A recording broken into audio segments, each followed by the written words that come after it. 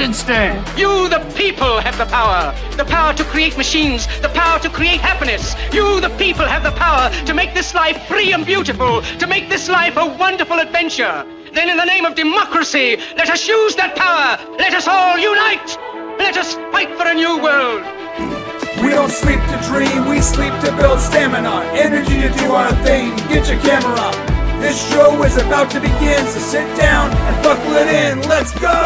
Yeah! What's up, everybody? My name is Brian, that is Shane and John, and you are watching The BRANE Show. Welcome to Saturday morning.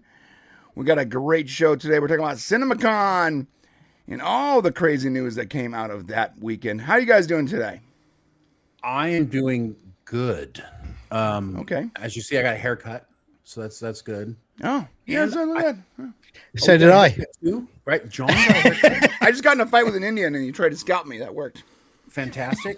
I also lost 1% of my body weight this week. Wow.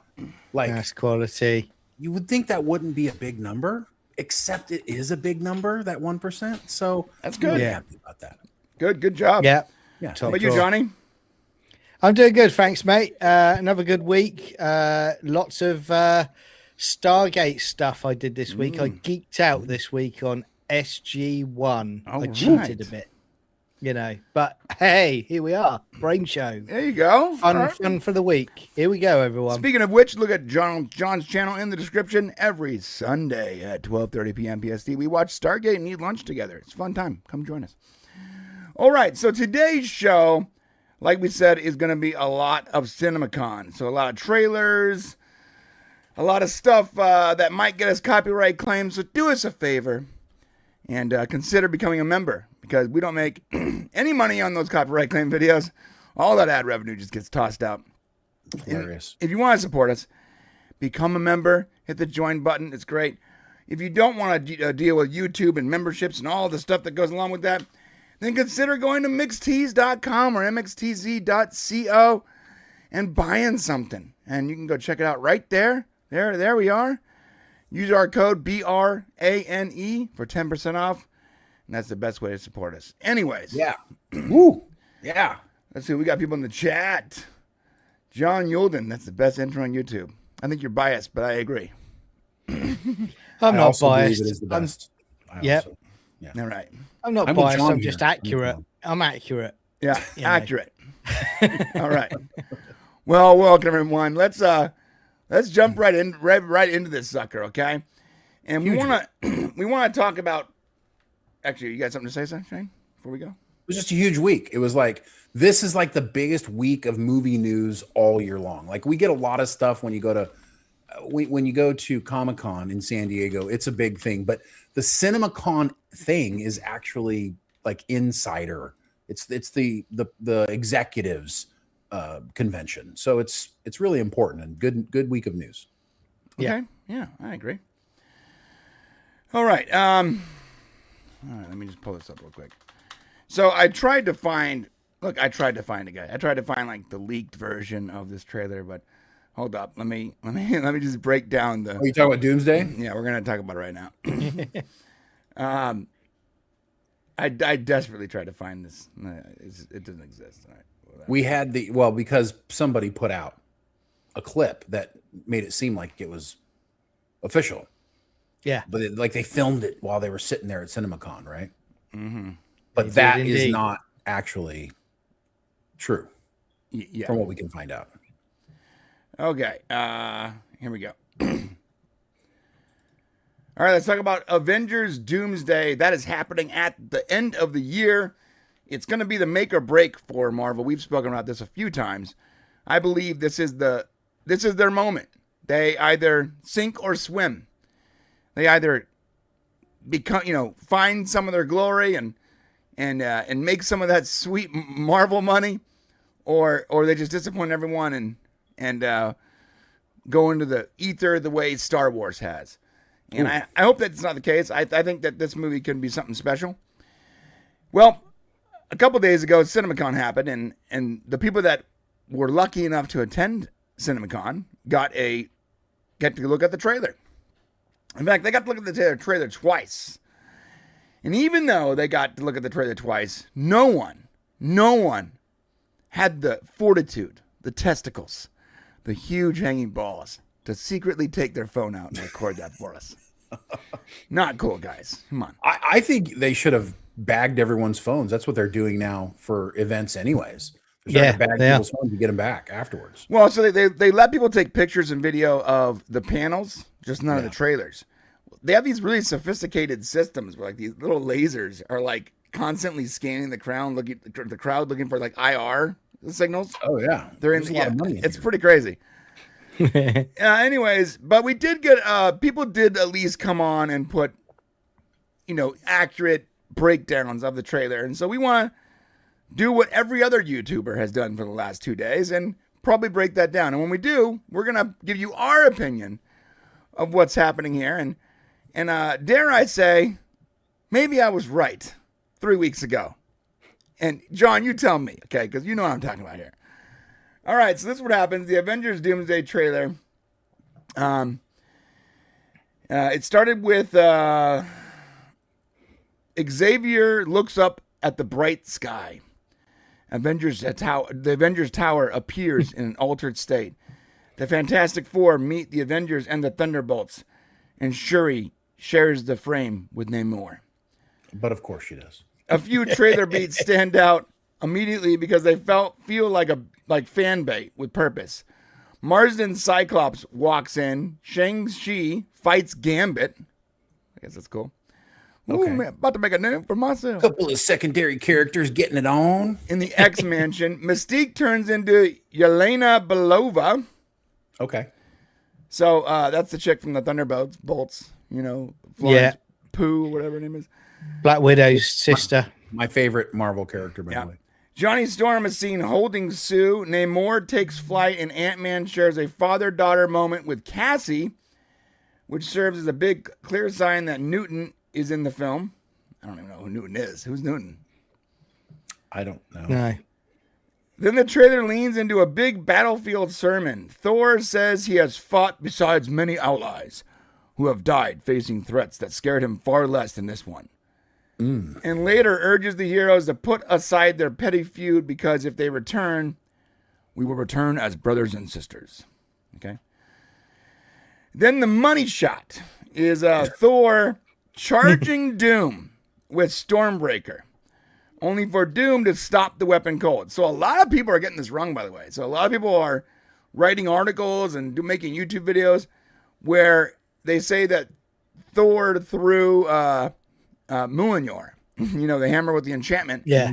And Doom stopped it the same way that that one chick, Helena or whatever, stopped it in. This is Stormbreaker, the big. Yeah.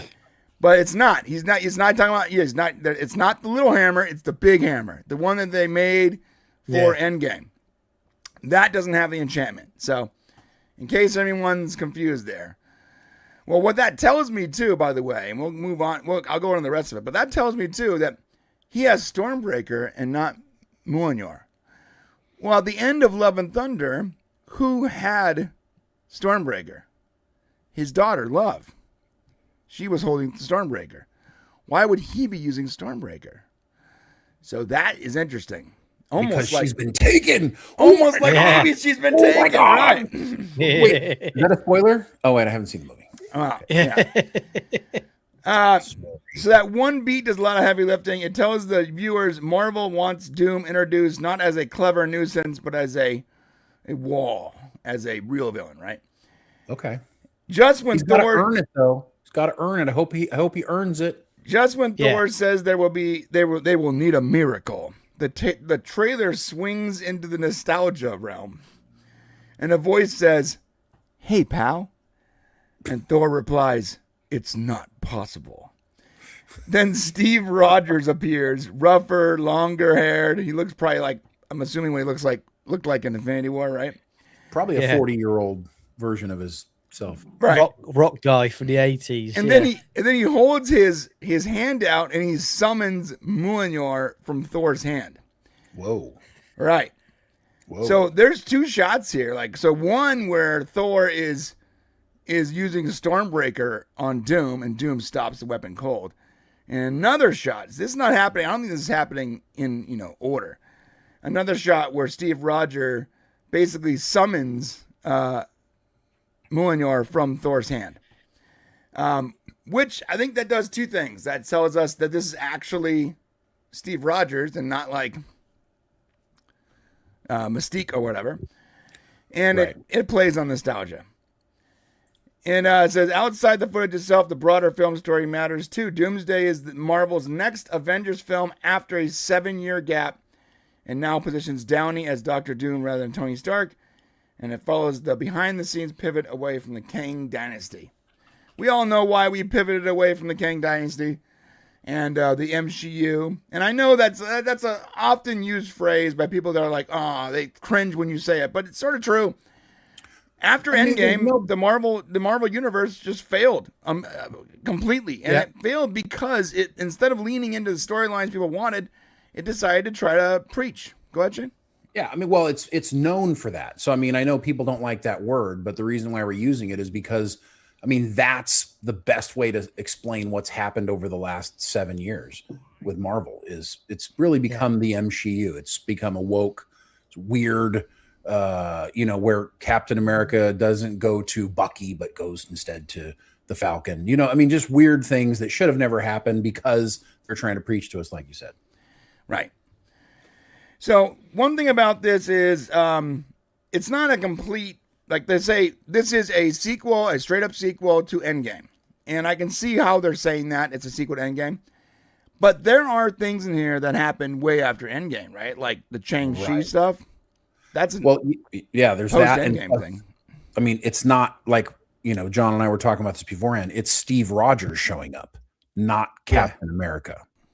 Yeah. Which means they're not going to retcon Sam being Captain America, obviously. Right. Yeah, that's not going to happen. So some of the things, while it is a direct sequel, and I believe there's a quote out there for one of the Russo brothers actually saying they're getting rid of some of the bad storytelling or something like that.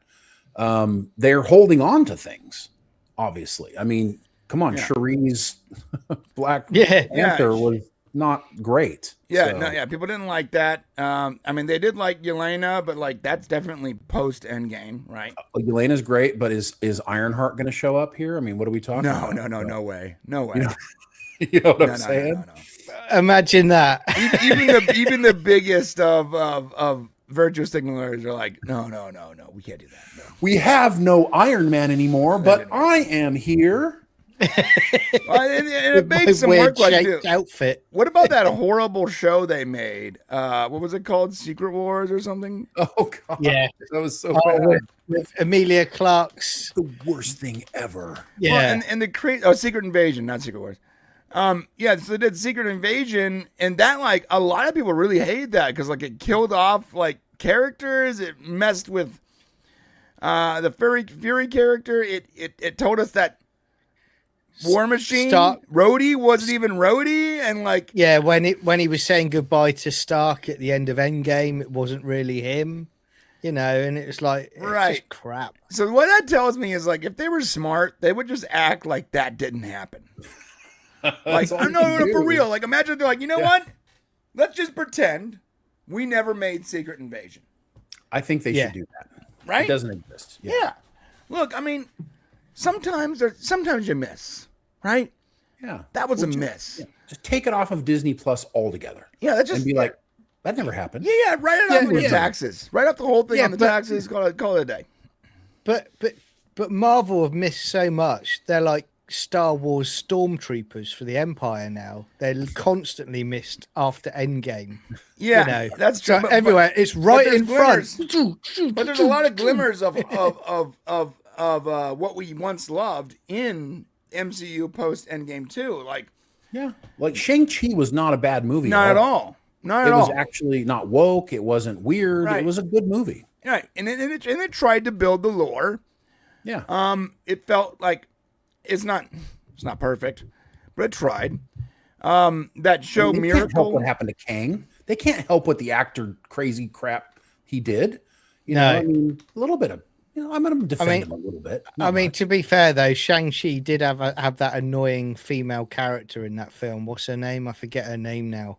The comedian. Yeah. The one that was the flavor of the month, She grows on you a little bit though. She did Little Mermaid as well, didn't she? Did the parrot or whatever. Oh, you're talking about the Asian chick with like the smoker's voice. She sounds like one in Jumanji. She's actually really good in Jumanji. She's actually Brian. Yeah, it's actually me. They put me. I'm mocapped into an AI Asian person.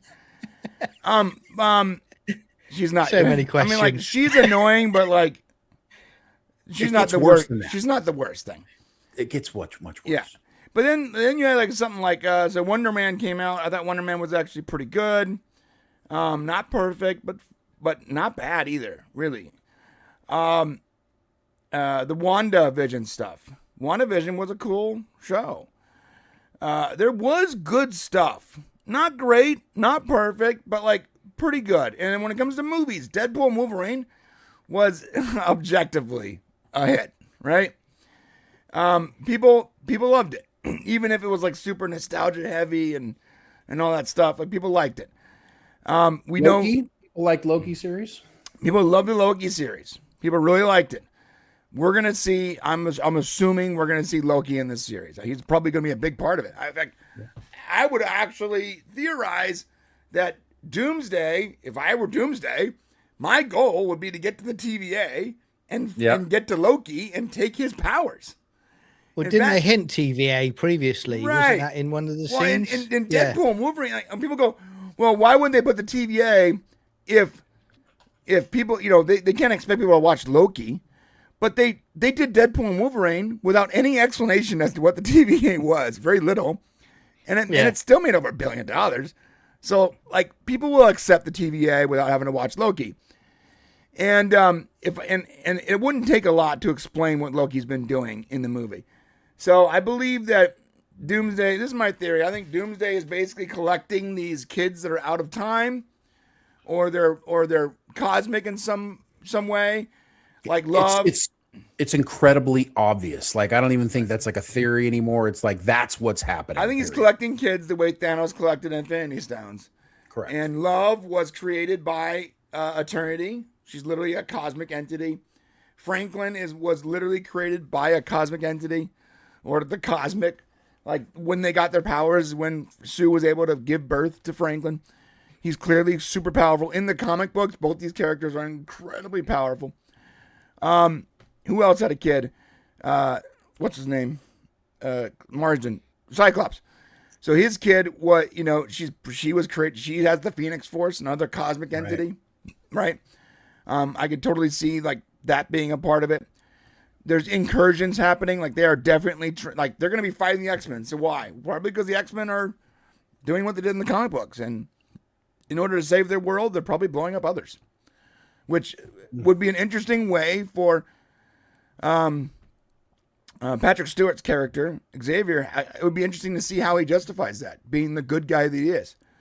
And maybe that's why he's so tight with Magneto now, because like they're both on the same page.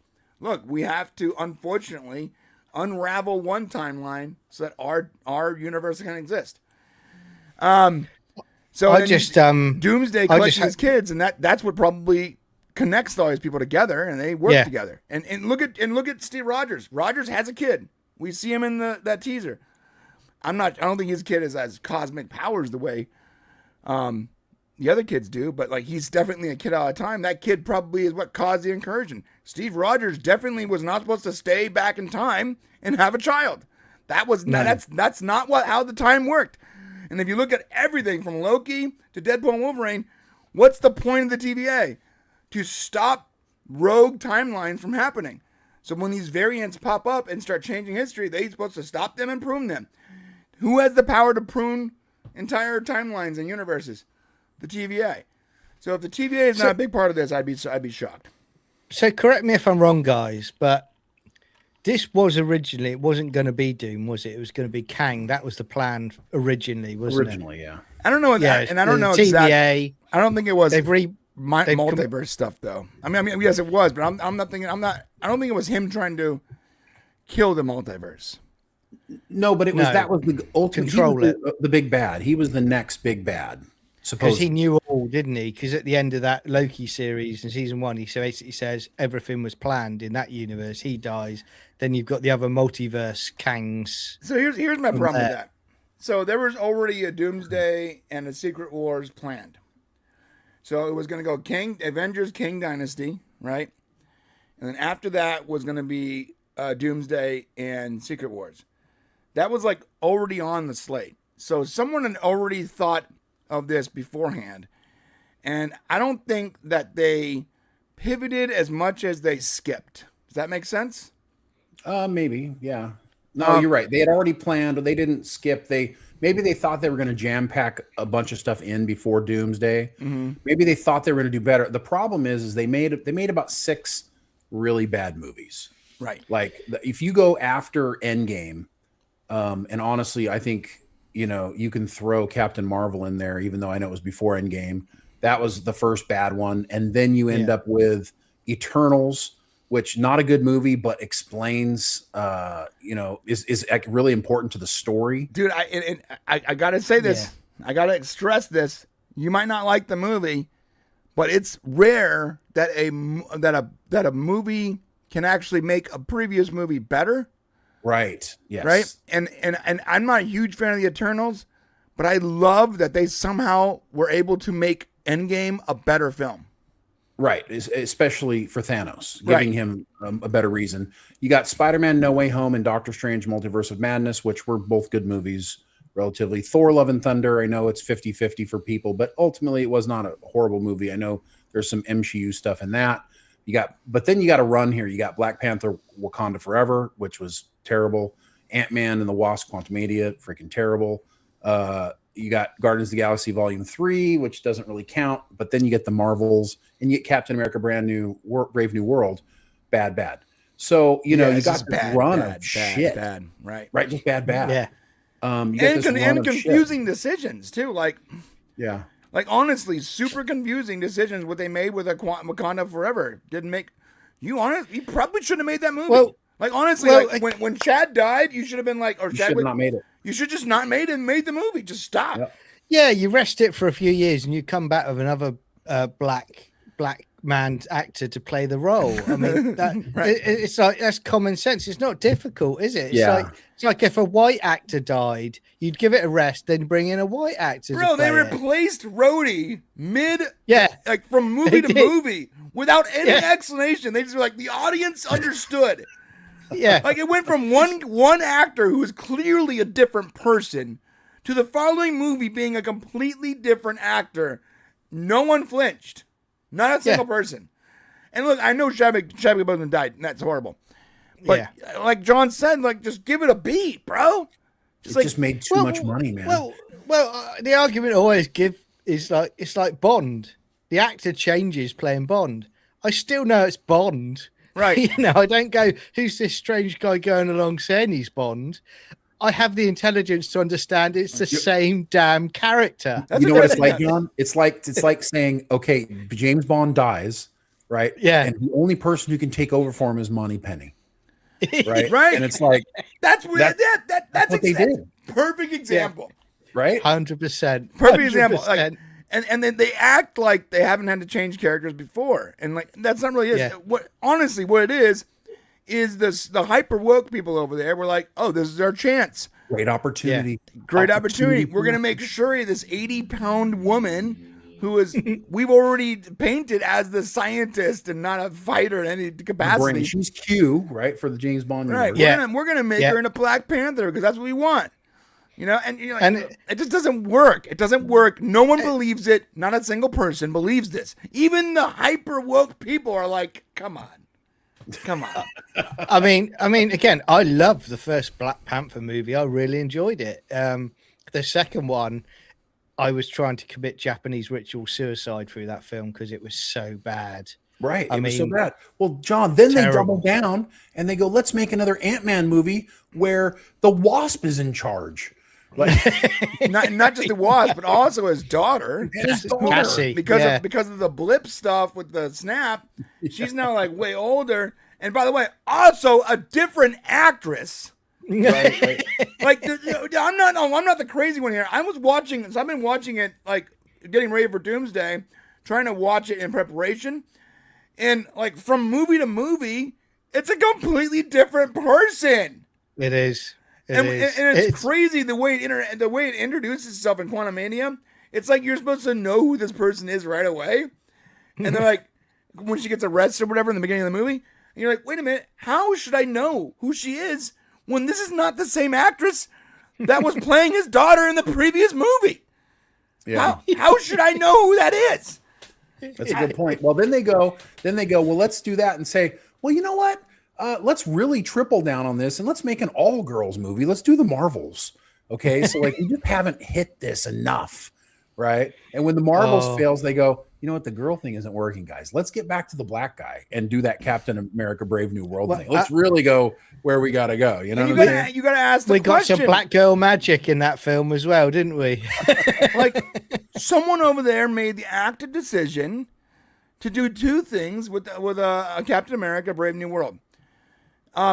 Make the one person who shouldn't be who should be Captain America not Captain America, Bucky, the person you've been grooming this entire time to take on that role. Yeah. Same person who took on that role in the comic books. Instead you sideline him and you make him a politician. For the love of God, why? He's a super soldier with a metal arm. Come on. Most wasted character in all of Marvel, in my opinion. Right, such a wasted character. And then the active decision to take this weird stance on the super soldier serum and not give Falcon the same drug that made Captain America Captain America. He'd be snapped in half like a twig. You want us to believe that after all this, then you put him up against the Hulk, Red Hulk, essentially. And you expect us to believe that all of this makes any sense. Come on. Can I just say, guys, how the hell did we get from Winter Soldier, where we get that great reveal during the fight that it's Bucky, to where we are now with Marvel? I mean, it's strikingly bad, isn't it? But then that was pre-purchase by Disney. It's agenda over story. We have so much clout. We have so much clout. I mean, listen, Endgame was the biggest movie ever. And listen, I'm sorry, Avatar fans, but it truly is Endgame. It's not the first Avatar movie. And Endgame was like Disney walked away from that going, we can do whatever the F we want to do. Right. And you know what? Now's the time to push the agenda, to change the world. We're going to change the world. Well, guess what? The world wasn't ready to go the direction you wanted to go. And we showed you. Now, the real question here, Brian and John, is will Doomsday correct some of it? And I know it seems tangentially the Russo brothers have sort of indicated that this is a soft reboot or a reset. That's not what their term was. They said we're canceling cancel culture. That was the term, right? Right. So I think what they mean there is we're going to ignore all the stuff that we didn't do. Like it's like what if this? We're running our channel. Everything's going great. We have to take a sabbatical, and like John and like these two people that we don't know takes over the channel, and these guys push John out and start making crazy gay videos and like. Hey, hang on a minute. Why do I get pushed out? Why is it me that's getting pushed out, mate? Every because time you're still in the thumbnail. Like you're still in the thumbnail. You're still technically there, but they're making the decisions. And the episode count keeps going up with our logo on it as if it's the same show, right? Yeah. Now we come back from our sabbatical and we're like, we're gonna ignore everything that happened before, and we're just gonna act like we're gonna skip from whatever the episode count is now. Let's say 354, and we're just gonna go to 355 right away, and we're gonna ignore all the other stuff. They cannot actively say that this stuff didn't happen. They can't retcon it. These directors and writers, these creatives that are working on it now, they cannot do that. They're not allowed to. Kevin Feige won't let them. So what are they doing? this is a sequel to Endgame. We're canceling cancel culture. We're focusing on these characters. The words they're saying is, and if you read the subtext and like go between the lines, you can see we don't want to deal with all the stuff that happened that had nothing to do with our story. So should we be concerned that Cherie is in this scene, or are they going to do that because they can't retcon it, but they need to acknowledge? So let me tell you, for all the people out there that don't read comics, Secret Wars is the next movie after Doomsday. This movie is going to be the Infinity War of the Infinity War saga, right? Okay. Yep. The Infinity whatever, it's Stone saga. This is what they're going to do. This movie is going to end on a pretty poor note. Like, story-wise, heroes, and here, I'm telling you right now, okay? And I could be wrong, but I'm like 99.99% sure here. This movie ends with the heroes losing. People dying, characters being wiped out of existence. Yeah. And Doomsday appearing to be victorious. With a glimmer of hope in the distance. Some characters on some ship somewhere, on an ark, on some thing that's outside the multiverse that allows them to retain their information or be outside the changes that Doomsday made. And then we're going to pick up in Secret Wars where Doomsday is going to create a planet called Battle World. And that Battle World is going to be basically this. Ready? All the stuff that they don't want, they're just not going to include. And all the stuff they do want that fans like, they're going to include. So here's ready. Do you which version of Mystique do you like the most, Shane? That's the one that we get to canonically use on Battle World. Okay. Yeah. Oh, you don't like Cherie? It's cool. She didn't make it. Okay. So, and then at the very end of that movie, when we do the credits and then the final black thing comes up, it says, the final dark black screen comes up, it says, "Welcome back, him, she, you." Yeah. I think you're really reaching for that one. Yeah. No. Him, yeah. like MCU, MCU. But Yeah. listen, canonically, they get to sort of pick and choose the characters that are going to be part of this brave new universe. Can I ask you, what are the good female characters? What are the good ones? Well, Black Widow's awesome. Black Widow's awesome. Her sister's I like awesome. Yelena. She's great. She's awesome. I love her. Gamora is great. Gamora's good. And Who else is? most of the girl characters are great. What? Give me more great ones. The chick, what's her name? Exactly. There are not. No. I'm forgetting her name because I don't care about these films. From the chick with the antennas. Oh well, she's Guardians. Guardians in the Alien. Galaxy. What is her name? Someone tell me. It's Mantis. Mantis. Yeah. Mantis is But great. leave Guardians out. Okay. I like Iron Man's wife, but she's best as Iron Man's wife. Right. I don't need her in the Iron Man suit. Just be Pepper, okay? So she doesn't count. Okay. So who else? Scarlet Witch is coming back then. Scarlet Witch is a great character. Yeah. I'm not a fan. They've made her to the villain. I'm not a fan of it. I mean, wouldn't a good redemption arc be cool? By the way, Scarlet Witch is a really awesome character. Like with these godlike abilities, and that she's held back by trauma. So like it would be really cool to give her a redemption arc. Legitimately. Well, with the powers that Doom is going to have, if you read the comic books as well, you're going to need some sort of heavy hitter like that. Definitely. Right. And if you read the comic books, Doctor Strange is not going to be on the right side of history on this one. He's gonna because of the way Strange is. He wants to be the good guy, but he also thinks pragmatically. He's going to help Doom because in his mind, it's either everyone dies or I can preserve what's left.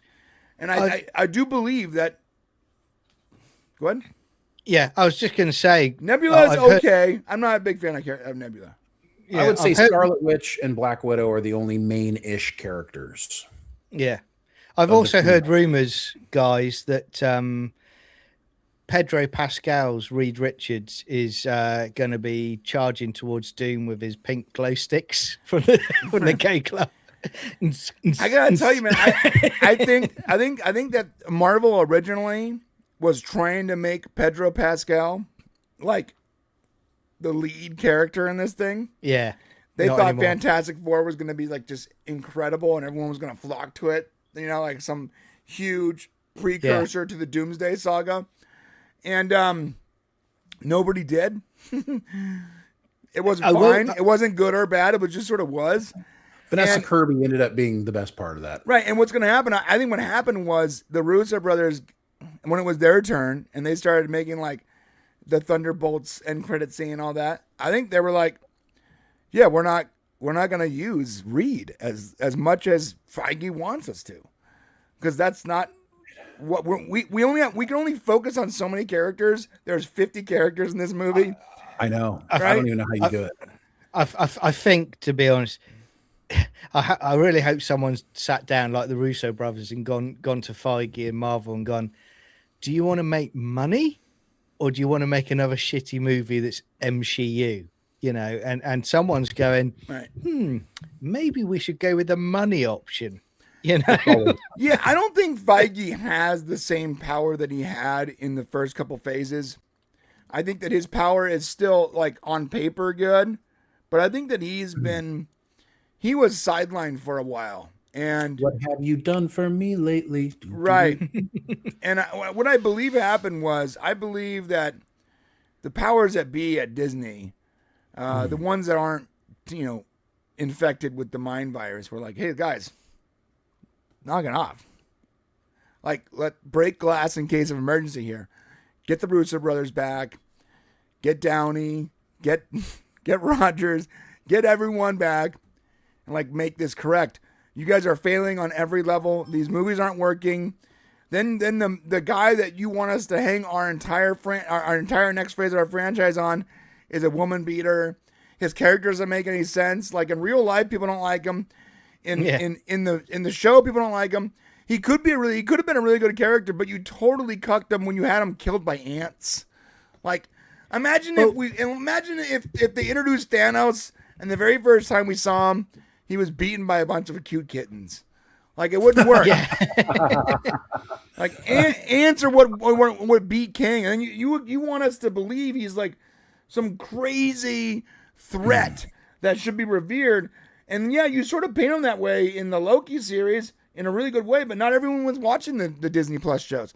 In the movies, you literally show him as having like there's like hundreds of versions of him, and the worst version, according to the entire Council of Kings, was killed by ants.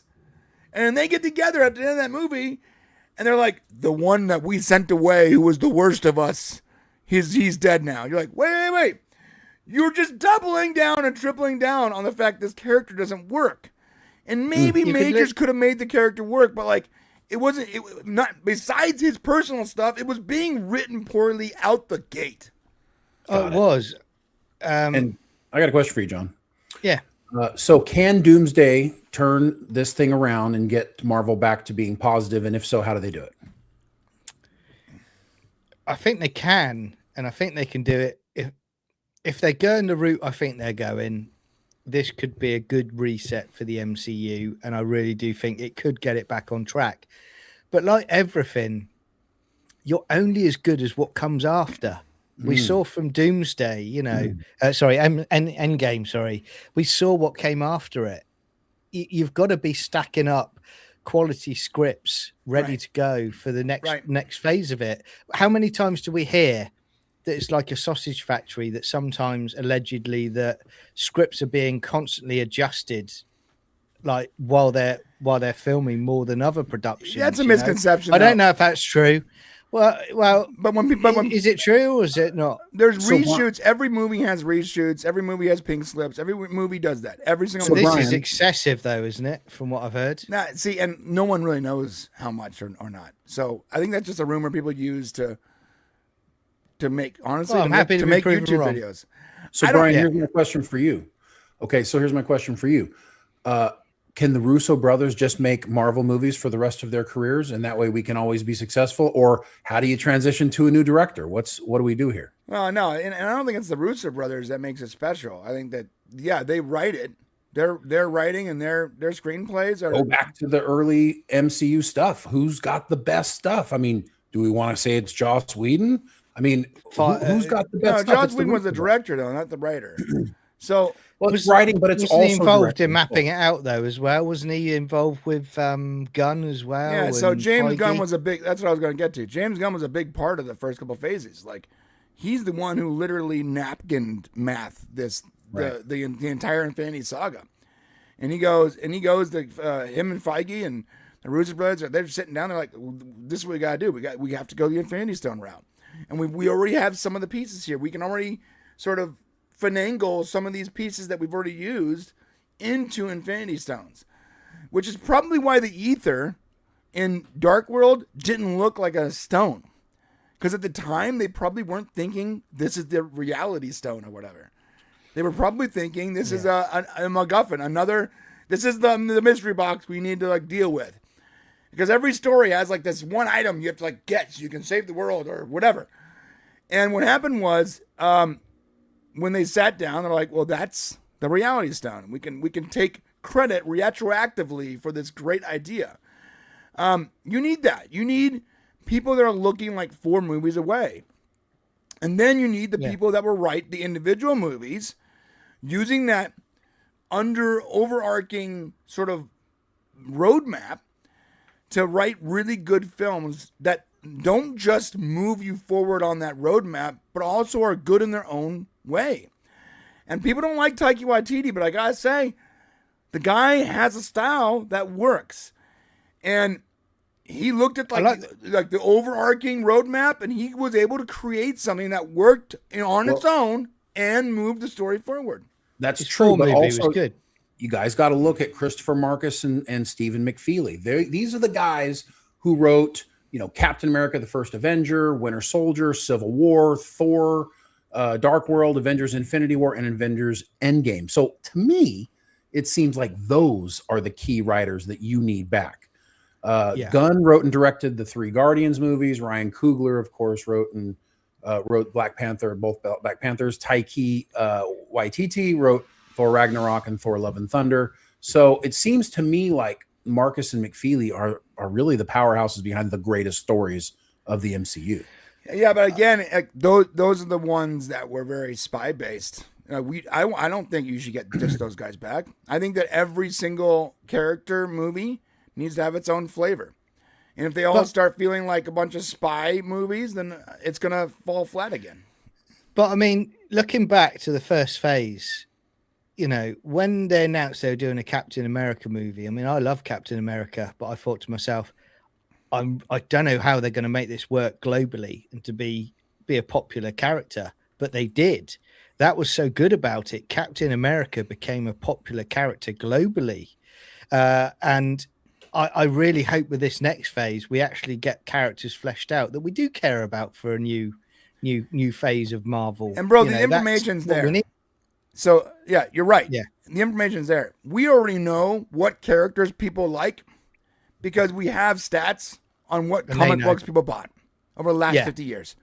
Yeah. It's very simple to go, oh, here's the most popular storylines in comics. Here's the most popular characters in those comics.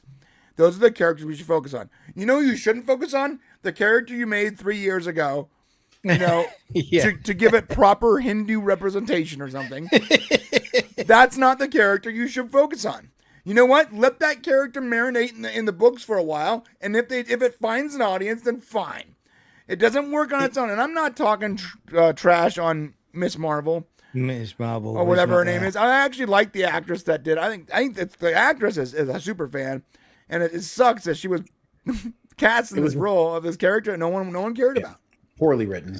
See that was the trouble, wasn't it? We're in that period of time where those sort of shows, they were saying it was like, it was up there on a par with Casablanca, because it was such a good show. Yeah, and it wasn't. They also need to stop talking so much. Like we don't need you to glaze for your own project. Just like produce results or don't.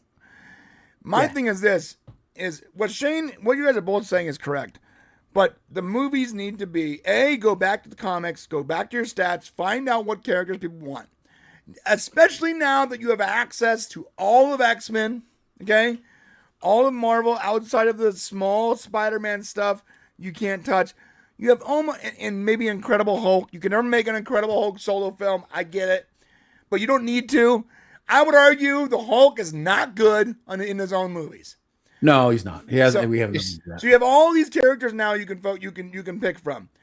You don't need to go back to the well and only do the X-Men movies that my kids don't even remember. Most kids don't remember. You can now start creating these characters from scratch again.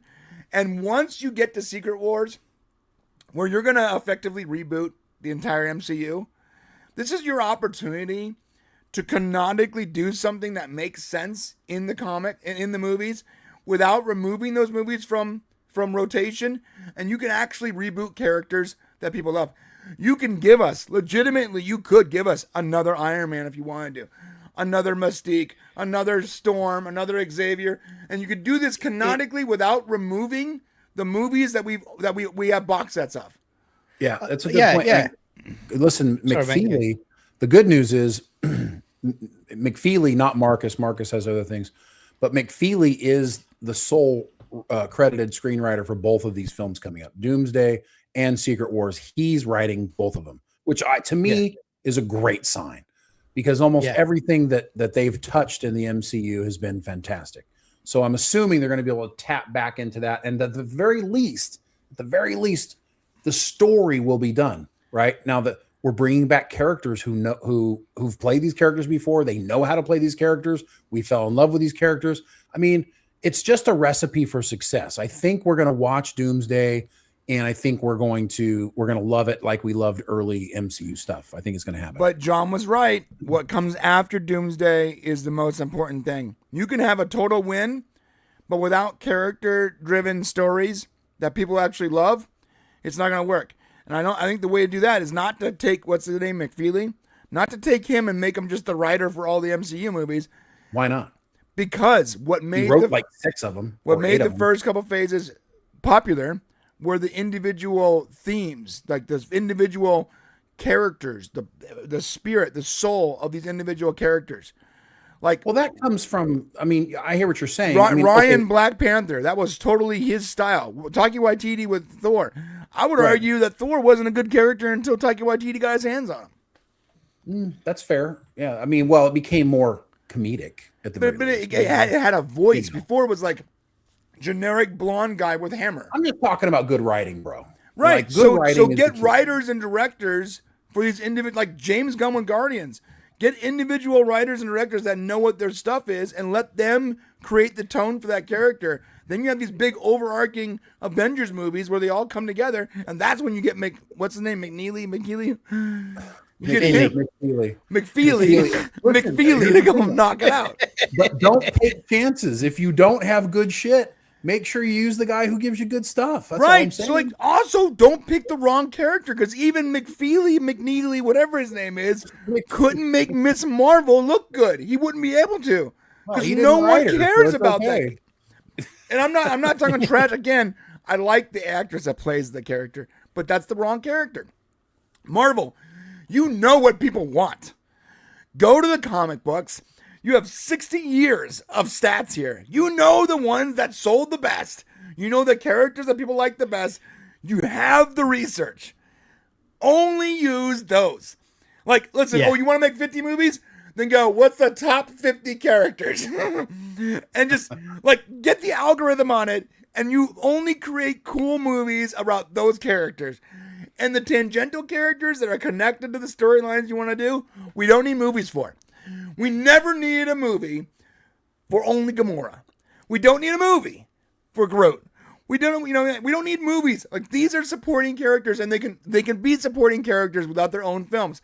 Miss Marvel could have been a supporting character.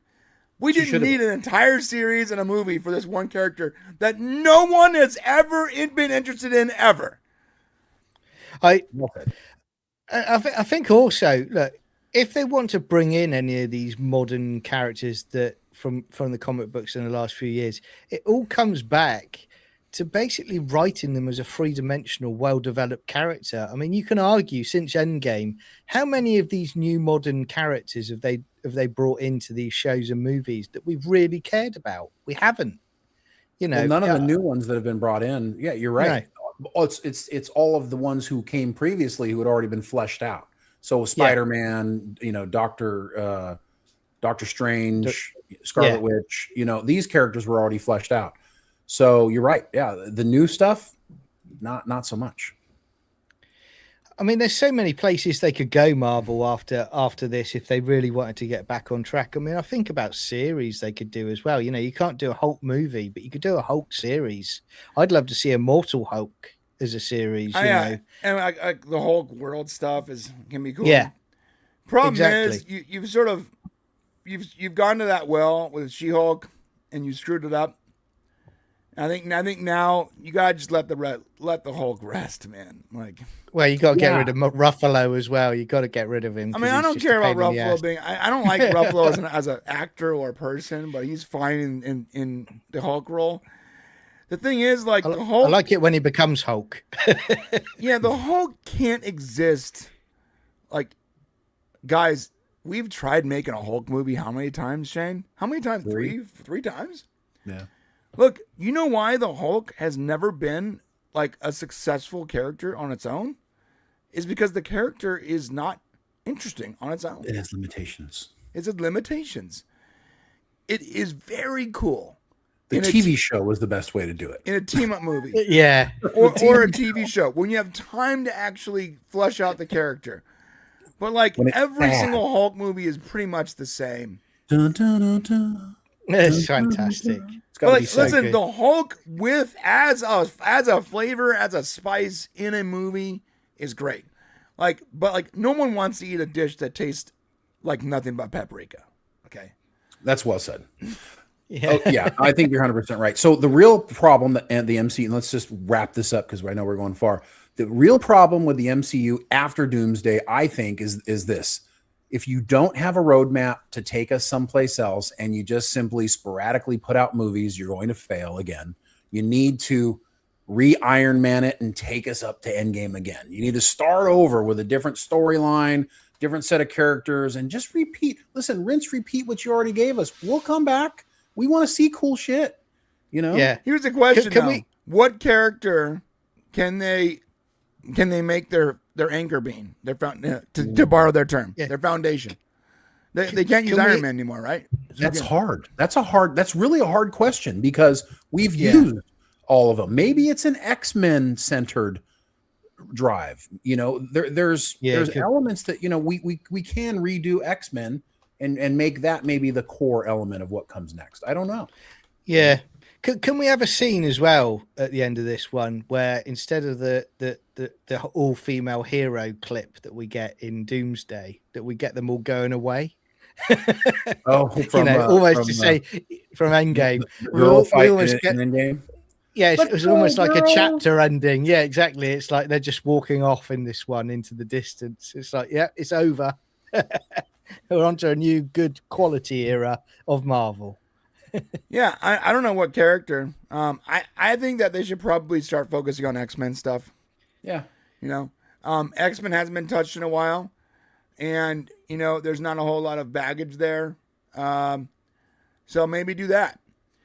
But by the way, and I'll say this very openly, that doesn't mean Sadie Sink is Jean Grey. So stop it. Stop it. I will go out there.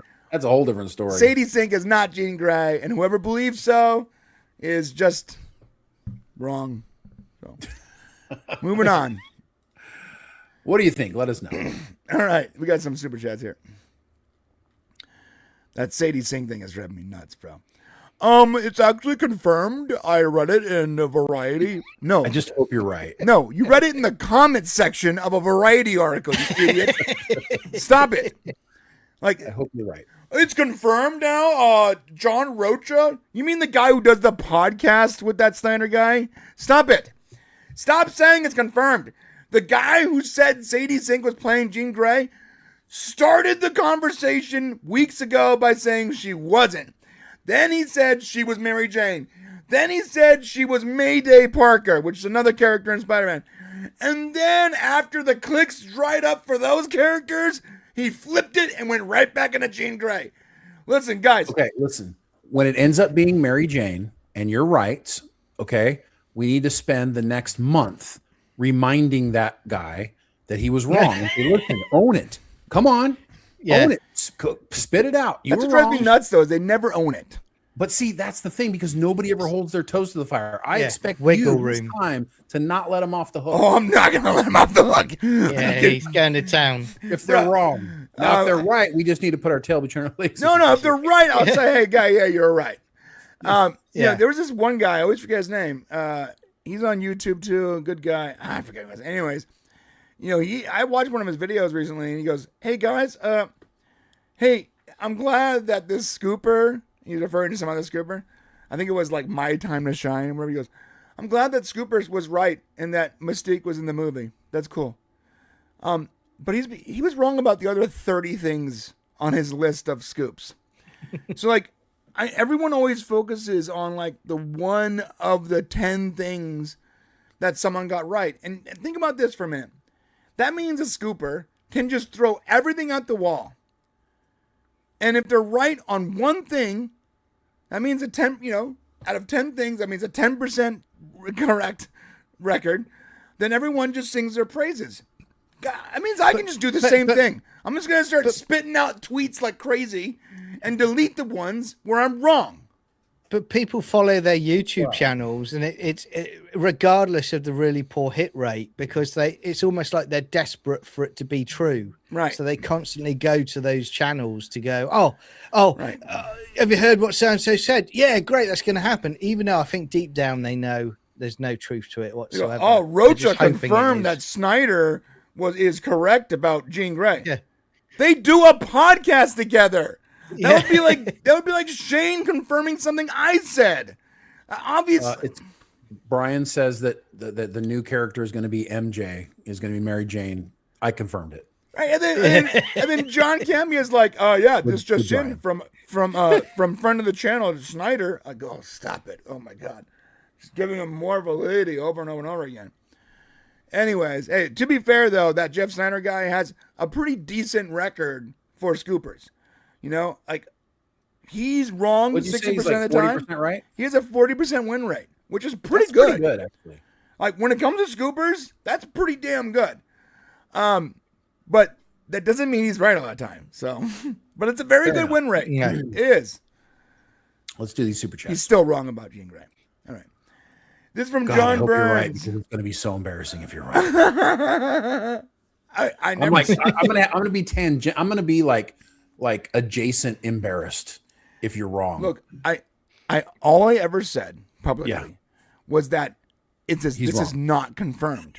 No, I never say he's wrong. I never say he's wrong. No, I never said the word he's wrong. You just said he's wrong. Like I'm seconds telling ago. you in the video he's wrong. Yes. Okay. But like on Twitter, I have never said you're wrong. I just said, guys, this is not confirmed. And even, to be fair, even Snyder doesn't confirm it.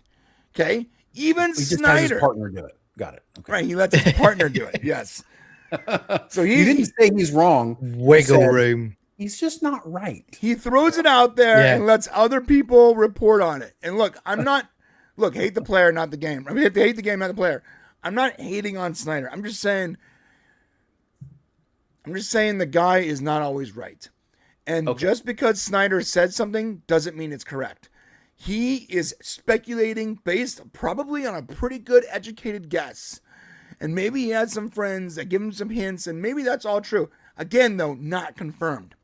It's not confirmed that Sadie Sink is playing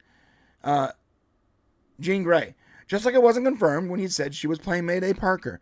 And it wasn't confirmed when he said she was playing Mary Jane. And just because I think she should play these other characters and not Jean Grey doesn't mean that's also confirmed. There's no confirmation that this woman is even in the movie outside of a cast list. She could be in the end credit scene. That's what she could be in, and we wouldn't know. Like, you guys understand this, right? There's no confirmation of Sadie Sink even being a main character in the film. Like, Yeah, I think what frustrates you is that somebody says, my inside sources tell me that this is what's happening. And it usually isn't a real inside source. Like, that's what the problem is. And I went back and watched the podcast. It's not even that. Look, Snyder didn't even say, this is openly confirmed. He goes, well, I've been hearing some rumors that she's playing Jean Grey. Okay. I don't like that. I don't like I've been hearing. I don't like it either, but you know, it's a lot more reasonable than what people are reporting. It's confirmed by Jeff Snyder. She is playing Jean Grey. No. Even Snyder didn't say that. He's saying, I'm hearing rumors that she is. Yeah. So yeah, nah. it's just the way the news is presented by Scooper, and they know what they're doing. Again, not hating the player, but the game sucks. Yeah. When they do that, they know they're going to incessantly reporting each other. Like when GFR starts reporting on Daniel RPK, guys, we're in like next level inception of Scooper bullcrap, right? And we do the same thing. And just because I'm friends with a couple of these guys doesn't mean I can't we shouldn't be holding their feet to the fire when they obviously do the grift thing and they click their way, and they scream their way into clicks. Well, you should have to explain yourself when you're wrong. I mean, I think to some degree, at least acknowledge it, don't bury the lead. We had somebody who one time was very certain, very close to one of the shows that we were watching, one of the upcoming movies, who told us something that we really felt pretty strongly that was going to happen. It ended up not happening. And it was something about, I think, a Firefly ship or something, put it in a Star Wars movie or something like that. Yeah. They said that the Firefly Serenity. It ended up not happening. So, but what ended up happening is we reported that this was happening because somebody close to us we trusted said it was going to happen. Well, it ended up on the cutting room floor instead of in the movie because somebody said, yeah, we're not doing that. So it was supposed to happen, but then it didn't happen. But what you can't do is just go, well, we're not going to talk about that. You got to come back and go, well, here's what happened. It didn't happen, but blah, blah, blah, blah. And you know what? And that's what I respect the scoopers that leave up the tweets and the articles where they're wrong. All right, that's fair. I don't respect the Daniel RPKs that delete the tweets where they're wrong, that purposely go out of their way to curate their feed to make themselves look a lot more right than they are. And to be fair, I don't think Snyder does that. Okay, he's more legit. He's more legit. Than Daniel RPK, so like when I'm saying this about Snyder, I'm not saying Jeff Snyder's a dirtbag. I'm just saying that they know the game they're playing, and so like they can put information out there, then have people around them sort of confirm it, and it just pumps up their value. And it's the game. That's the way it's played, but it doesn't mean it's correct. Well, then you put it behind a paywall to really up your value. Oh, that's a bastard, Daniel. That's what Daniel RPK does. Yeah. Yeah. My time to shine. Hello. To be fair, right? I don't even know if it's a woman or a man, but that account, it's been wrong. And when it's wrong, I've literally seen it quote check itself, being like, well, that's what I was told, but I was wrong. Okay. All right. That's the right way to do it. Because by the way, there are very popular, just like in the government, there are people telling bad UFO stories. There's leakers who give bad Hollywood information on purpose to misdirect. Right. So it's very normal. And I think that's what's There's happening. two We're gonna talk about aliens the working DC in a McDonald's. We're going to talk about the DC thing here coming up. Not the right way, but soon.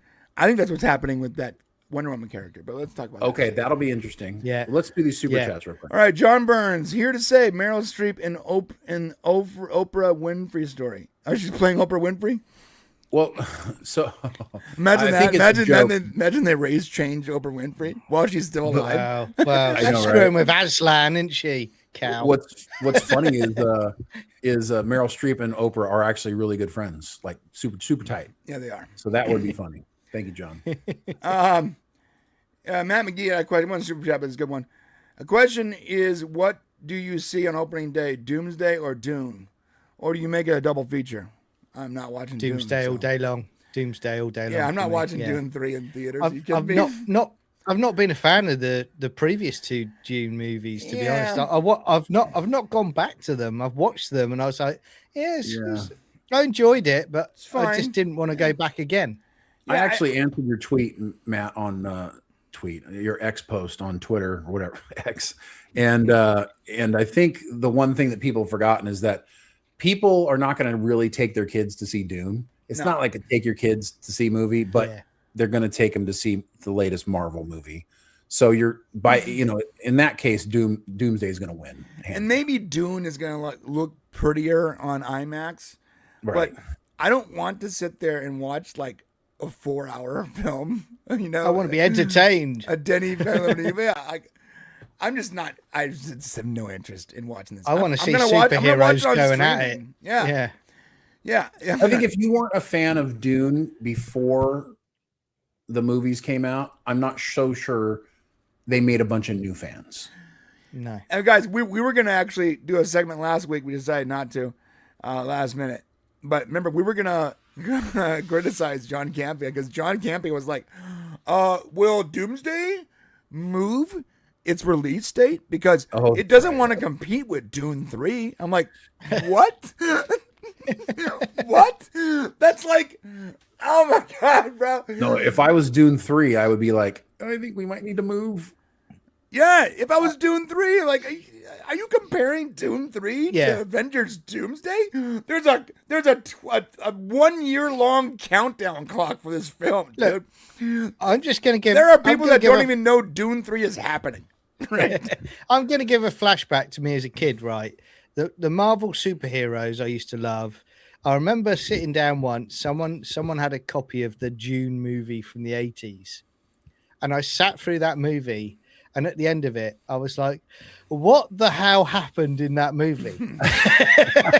That's what a kid will think about Dune movies, whereas they just want to see superheroes beating the hell out of each other. I'll say it beating again. The hell out of villains. Dune, if you want to tell the story of Dune, it needs to be a miniseries. It needs to be Game of Thrones, dude. Like, they've done that actually. Sci-fi did it, didn't they? About 20 years Sci-Fi ago. did it. We have a really great, if you ever want to see it, we have an excellent Dune definitive history that has not gotten the love it should have gotten on YouTube, considering it's the definitive history of Dune. And that covers everything from all the other Dune, the first Dune movie to the Dune miniseries and the books and Children of Dune and all that. Yeah. Really good. also, Dune gets real weird. Like, the longer the story goes, the weirder it gets. Like, Well, it becomes religious to some degree. It's also, it's a very interesting story. It's weird. Yeah. So, anyways, Dune is not gonna touch a hair on Doomsday's head. I'm not worried about that. It'll do well though. I think it'll do well. Sure, do fine.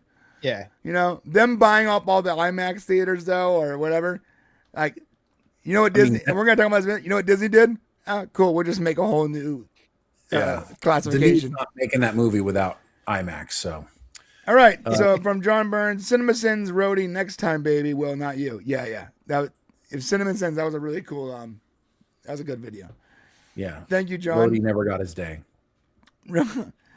It's his fault. It's the actor's fault that he didn't Cheadle? get. No, the other guy. What's his name? Don Cheadle was Rhodey. No, Oh, I you're know. talking about the first one. originally. The reason why he Yeah. got replaced was because he was so Hey, arrogant. was He's it? like, no, I should be making the same money as as Iron Man does. Well,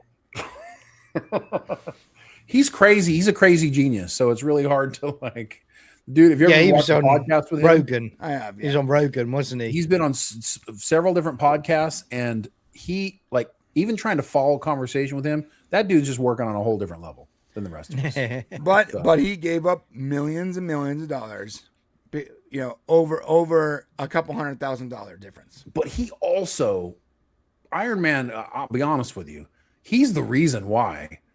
If you want to, it's Terrence Howard. Terrence Howard. He's the reason why Marvel was successful in the first place, because without him, there is no Robert Downey Jr. for Iron Man, because he's the one who backed him. Nobody wanted to back Robert Downey Jr. and put insurance on him. Right, that's true. So he paid the insurance because he wanted Robert Downey Jr. to be in. RDJ. So it's an interesting story, and I understand why he's upset. But dude, I'm sorry, you should have seen the performances. You're not going to get paid what that dude's going to get paid. So I mean, one's the title character and one's not. It's just that simple. he thought he was the main character. I mean, you look at that character though, and look what he did, RDJ. you get times in life when people come in and they play a character that is so iconic that even when you're reading the comic books now, you see RDJ, you hear his voice, and see his face. Well said. So good. Also from John Burns, he goes, at John Yolden, my World War II tour, Popcast Discord. Oh, it's in Popcast, World War I tour. It's in Popcast. So you gotta check us out on Discord. And I got another one from John I've been Burns. in for a week. Still love the story. USA Shotguns. I don't know what that means, bro, but thank you for the super chat. Still love the story. USA Shotguns. I'm not sure what that means. Yeah. From Canada the Rogue, our super producer, the man, the myth, the legend, Bill Bixby in The Incredible Hulk. Yeah, the only, he's the only Bruce Banner for my heart. And Lou Ferrigno is the only Incredible Hulk for my heart. Yeah. Sorry. That's it. Yeah. Take your CGI Hulks and get the fuck out of here, man. I don't know. I gotta say, this might be sacrilege. I sort of liked Norton as the Hulk. I mean, it's so CGI, bro.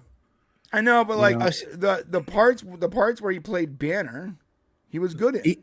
He was okay, but I'm sorry. If you've watched the original series, like Bill Bixby is Bruce Banner.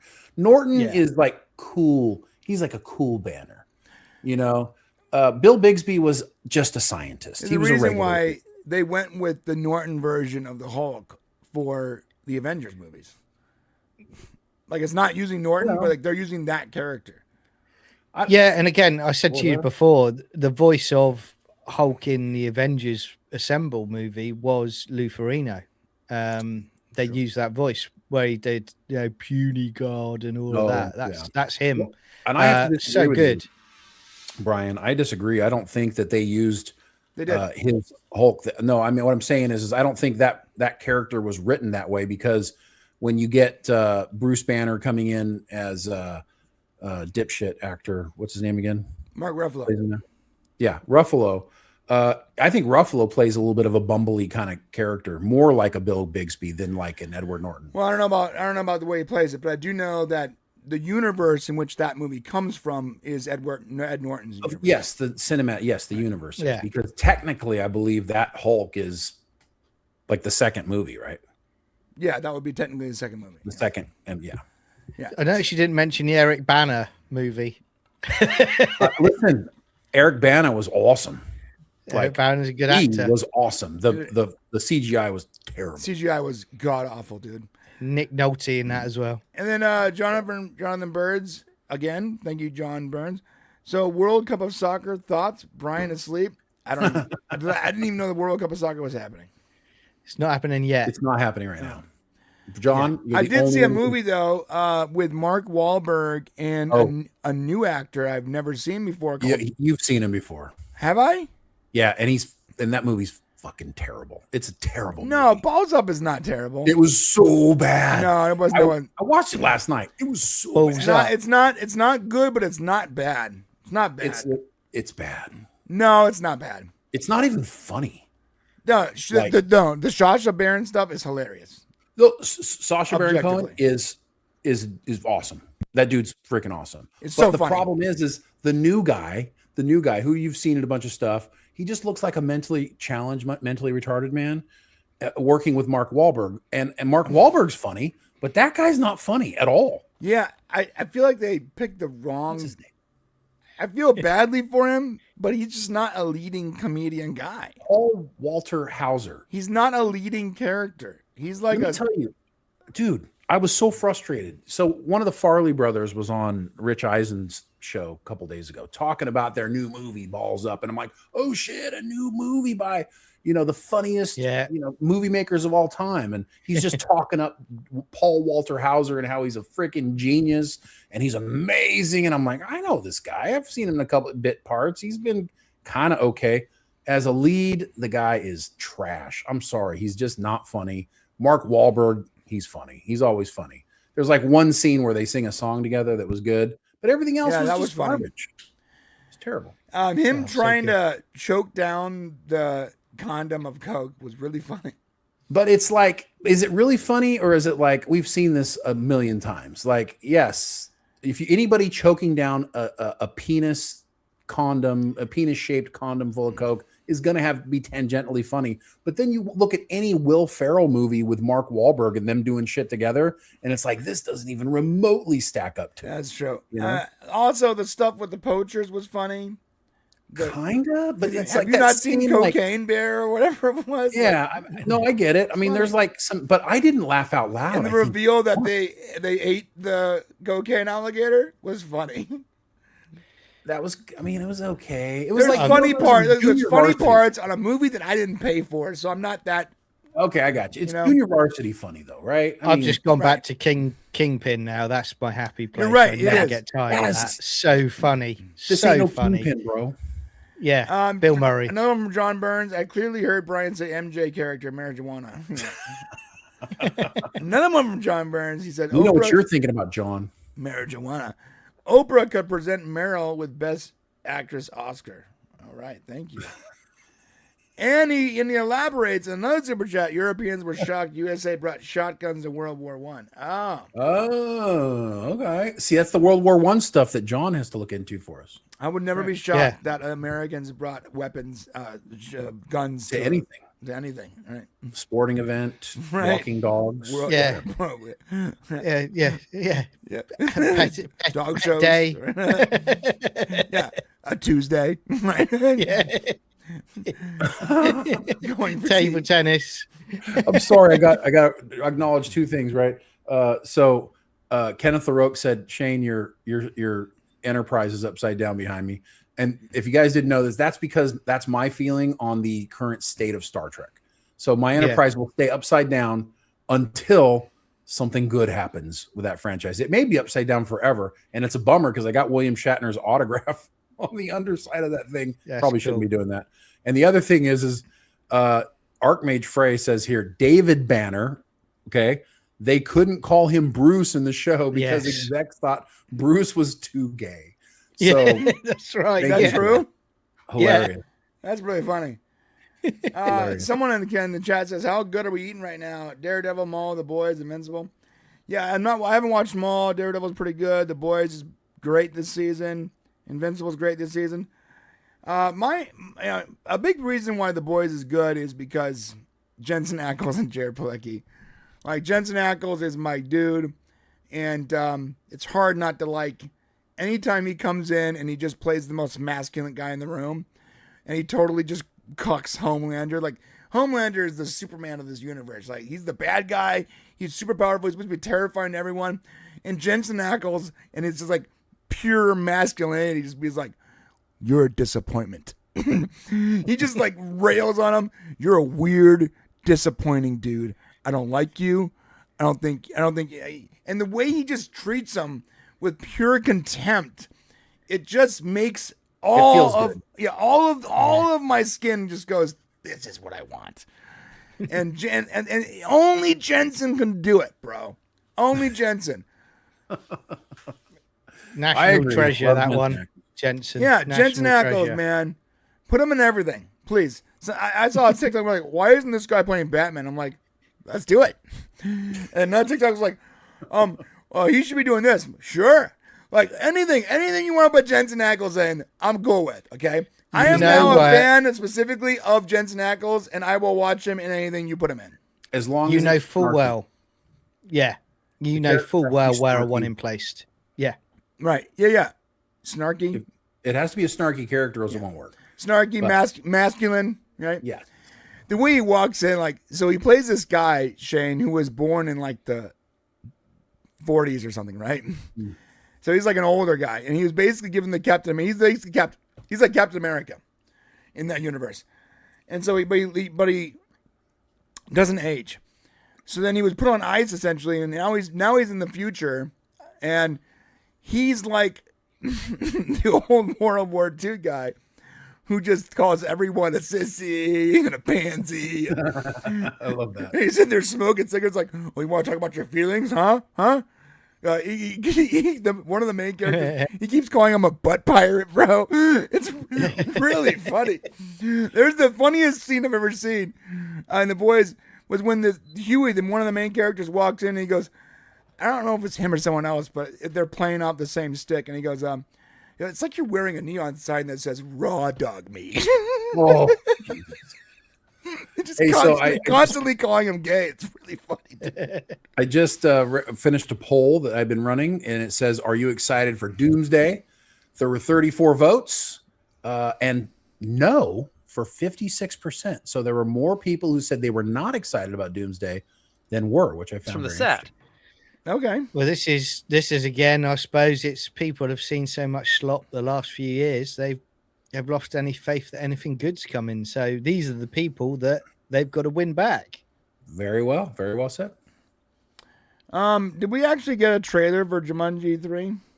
I think, yeah. Was that only CinemaCon? I think it's CinemaCon only though. Damn, dude, one of these CinemaCon trailers is actually going to come out, you know? Yeah, Jumanji Part 3 official trailer. Well, that's the thing about paying so much money to go to CinemaCon. It's supposed to be the treat where you're getting something that nobody else gets. So we have had people describe it. We can go down and say, you know, I got an article here that talks about everything that happened at CinemaCon. All right, well, hold up. I do want to do a trailer before we go back into CinemaCon. Let's do this. Okay. You're really going to do this one, huh? Yep. It's too good not to talk about. It's too good. You guys are going to love this. All right, let me just pull it up. Okay.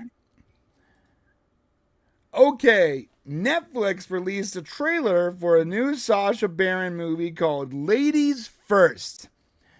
Now, we've seen these kind of movies before. Remember that Mel Gibson one? Right? Oh, yeah. Where he can hear the woman's thoughts. We've seen. No, that's not what this is. No, I know it's not. Yeah. I know. This is like the Sliders episode. I know. Let me get there. Okay.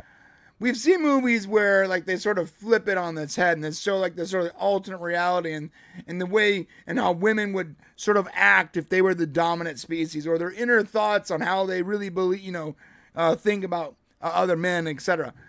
Well, this movie, like Shane said, is a lot more like the Sliders episode where women took over. We're going to watch the trailer. I'm going to get your opinions, and then I'm going to bring up some points that can't be ignored here.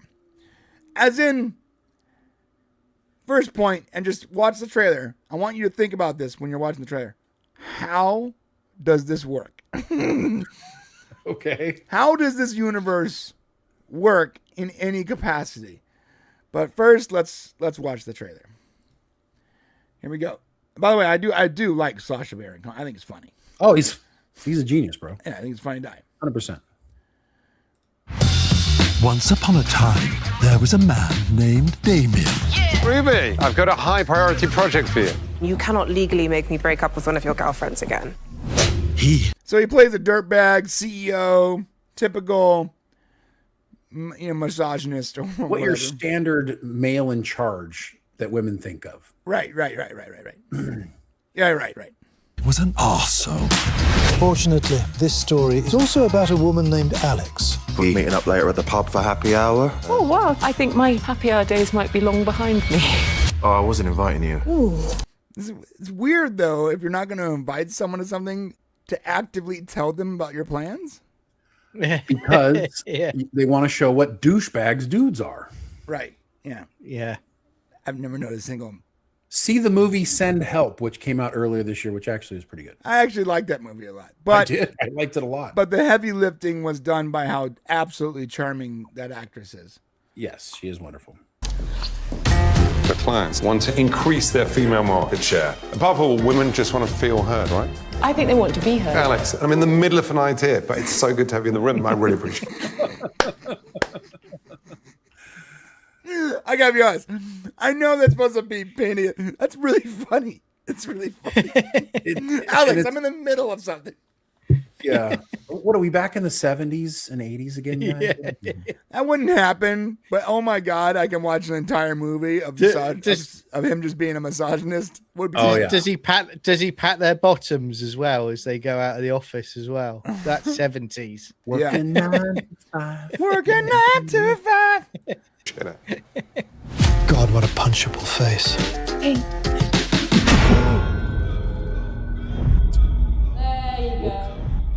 Can you tell us what happened, love? You on any medication? Notice that the cops are women. Yeah. Well, London looks really clean.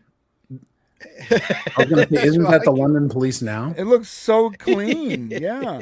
Yeah. The pill. Very Hell. Look after that shocked. Okay, the cops ask him if he's on the pill, which I think is hilarious. It's good. It's good. pretty face, all right? What? Ruby, get me an ice pack.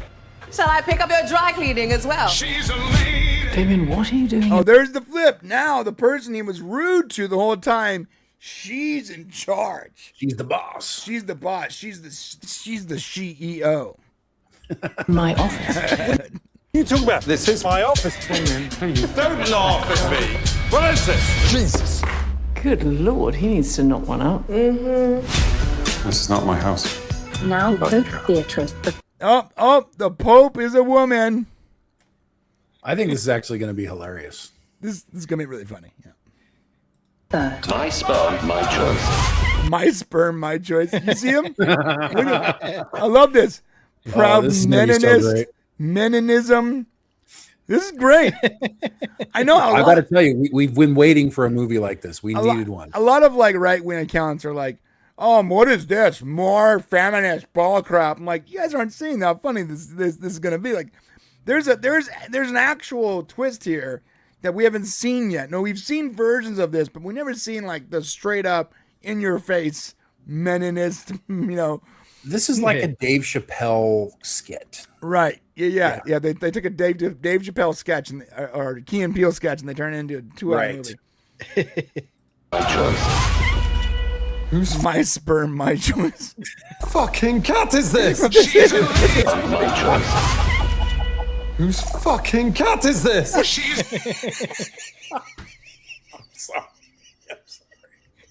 I'm sorry. That's great.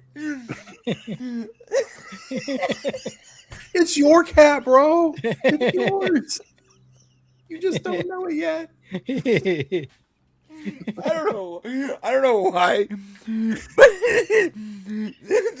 Sasha is so funny. Dude is so funny, man. The way he reacts to the most mundane things to me is so funny, bro. Did you know he was in he did his own like comedy series back in like the early 2000s? Yeah, the Ali G show or something. Oh god. Yeah. It's massive here. It was. Dude, I know a lot of people didn't like the movie The Dictator. I thought it was really funny. But the best part about where he shoots them at the starting pistol when he's racing.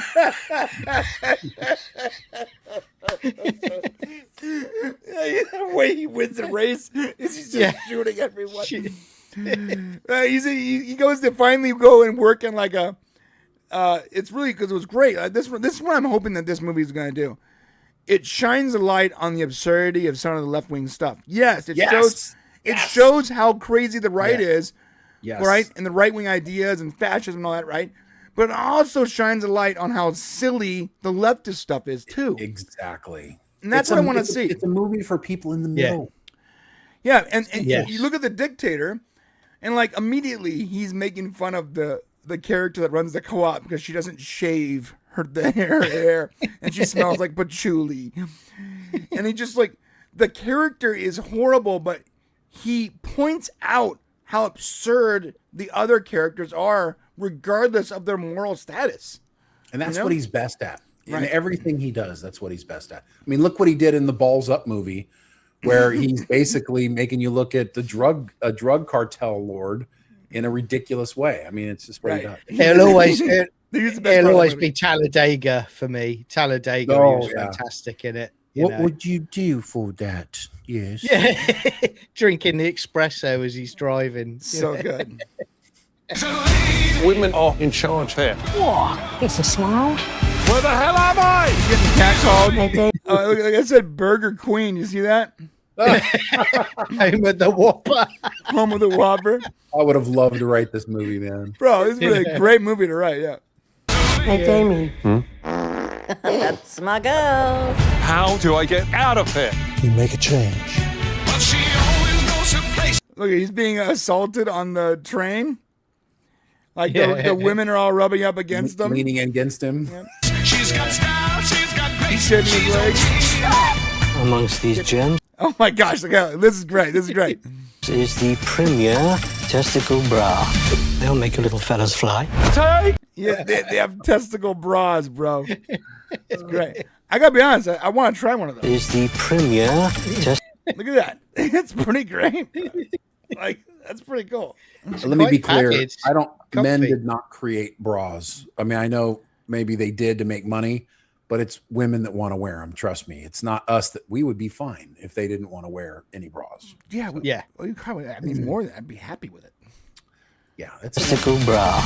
They'll make your little fellas fly. Take me back! Shit. It says Queen's Garage. You stole my job. You need to relax. I'm just getting started. You see the blonde? See, he starts to embrace it and he leans into it. Yeah, right. Because guess what? In the real world, if I woke up in a female controlled society like this, where like women were like hyper sexualized and all that, I would lean into it. Okay? Yeah. Are you kidding Yeah. me? I'd get fit. I'd become an OnlyFans star. I'd be a millionaire in minutes. Yeah. I'd make a packet. Right, bro. I would. He wants to sit at the big girls' table. The board had any balls, I'd be the CEO of Had any balls? The delicate sacks that dangle from your body with the slightest tap sends you weeping to the ground. Yes. My best part. Can you change a tie? No, I'm a man. See? Yeah. Guess what? What have you're to do telling anything. me is there's a world where I am objectified and I'm expected to do less. I will take it. 100%. Less is expected of me and you affirm my physical appearance? What? There's a reason why God didn't do this. Right. Honestly, because we would take advantage. 100%. Yeah. So, and on the flip side of this, now here's the question I asked you guys at the top of this video. How does this work? Like,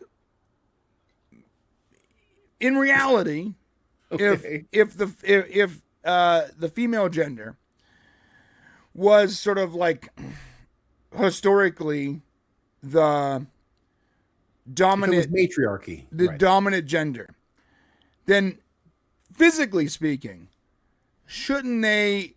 It should be like a snoo thing where they're like much larger and more muscular. It always comes back to that, right? You'd have to, you know what, in this universe, that you'd need like a gene chromosomal change to men where they didn't have the classic traditional protector fighter, Right. You know, where that was missing from the gene almost. You'd have to like do that. their testosterone didn't increase your bone density and muscle mass. Right. Or maybe you make it where sex, like the sexual organ, is just so powerful that men are dominated. Because in some way, that's how that's how there's a balance to the sexes. Women control the Right. sex in this, in our this day and age, and therefore that's how they have control. Imagine if there was a way that they had complete and utter control with the use of their sexualness. Yeah, the thing is, like, evolutionary speaking, the reason why men tend to be the more dominant gender is because they're forced to go out and hunt and gather and fight the wars and do all that physical stuff because the women are having children, which means that they need to take care of those children. And so our job becomes the protector, the provider. And the woman's job is more of a micro level where they take care of the children in the She takes home, care of the village. right? And the men on a macro level. Well, in order for this reality and this movie to happen, really, the men, evolutionary speaking, the men should be the bearer of the children.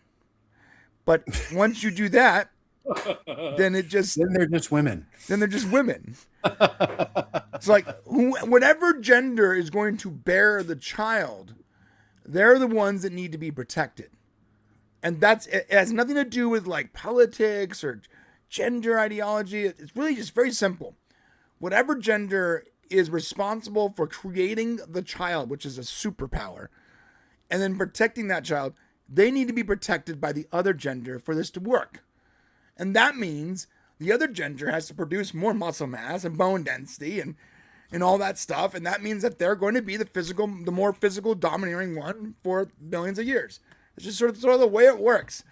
And it's not like some kind of a sexist thing to say. It's just the way it works. Women are awesome. They can produce another person in their body. That's crazy cool. Well, that means they have to be protected while they're vulnerable in that state. So, can I just add to that? Talking about how completely insanely shit it is. Jodie Whittaker's Doctor Who era did have a male giving birth. Oh yes, in one of their episodes, and my gosh, was that bad? I think the Doctor gave birth to the Doctor, which was strange. Wait, how does that work? How does a male give birth? Yeah, I don't think they explained it, to be honest, mate. Well, I don't know. What do you guys think? There's a poll up. Answer the poll. You know, would you like to live in a world where women are in charge? I gotta be honest. I would, 100%. That'd be great. Mad respect to the 20% of you who said yes. I'll be honest. I think they're in charge right now. I think they're really in charge. Interesting. Know? So, I mean, my wife just tells me what to do, and I have to do it. Well, in this day and age, 90% of my life is lived to create money and opportunity and protection for my wife and my daughters. It's not for me, okay? I can live in a van down by the river and be happy. I'm sorry, but I could. Like, I don't need all the things that the women that I protect need. So really, who's really in charge? Is it me? No. My dominance is an illusion. It's never been a better time to be a woman, bro. Never. Now's the best time in history, because up until about 75 years ago, I would say 75 years ago, women basically were at the peril of their man. I mean, let's face it. Let's, for hundreds of thousands of years, I'm pretty sure rape was something that just happened all the time. Yeah, it was a Tuesday. And then the rule of thumb was probably pretty prevalent in the 18 and 1900s. And then somewhere around 1950, 1960s, they said, okay, you got to stop beating your women. Yeah, remember Sean Connery? He goes, sometimes the woman needs a little slap. I'm not saying I do it. I'm just saying that sometimes it is required. Yes, and you got to know when he was born, because yes, it was a long time ago. Yeah, all I know is that I pretty much everything I do is pretty much for my wife and daughters. To the women. Christopher says I can stay home and take care of the house. Sign me up. Yeah. I would love to be a house husband. I would love it. Oh my God. That was way too guttural, bro. Dude, if my wife was like, I'm gonna pay for everything and make sure that happens and provide the finances and all this, all you have to worry about is getting up in the morning, taking the kids to school, cleaning the house, doing the laundry and the shopping. I'll take care of everything else. Oh my God, that would be amazing.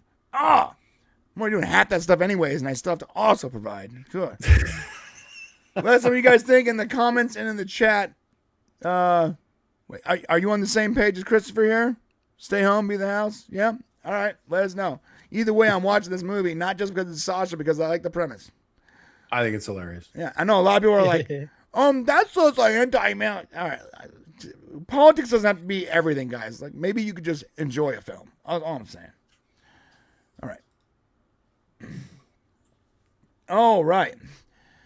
What's next from Cineacon, Shane? Oh my gosh. What do you want to talk about? You want to talk about so much. There's so many things that happen. We can talk about Digger.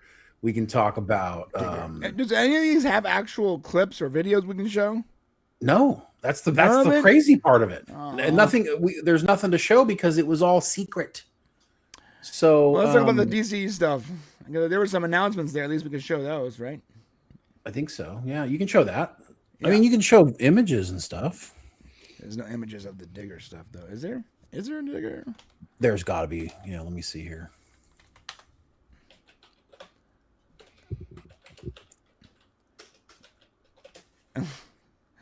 Yeah, there is a whoa. I really hope that the Digger character is just his Tropic Thunder character. Did we do?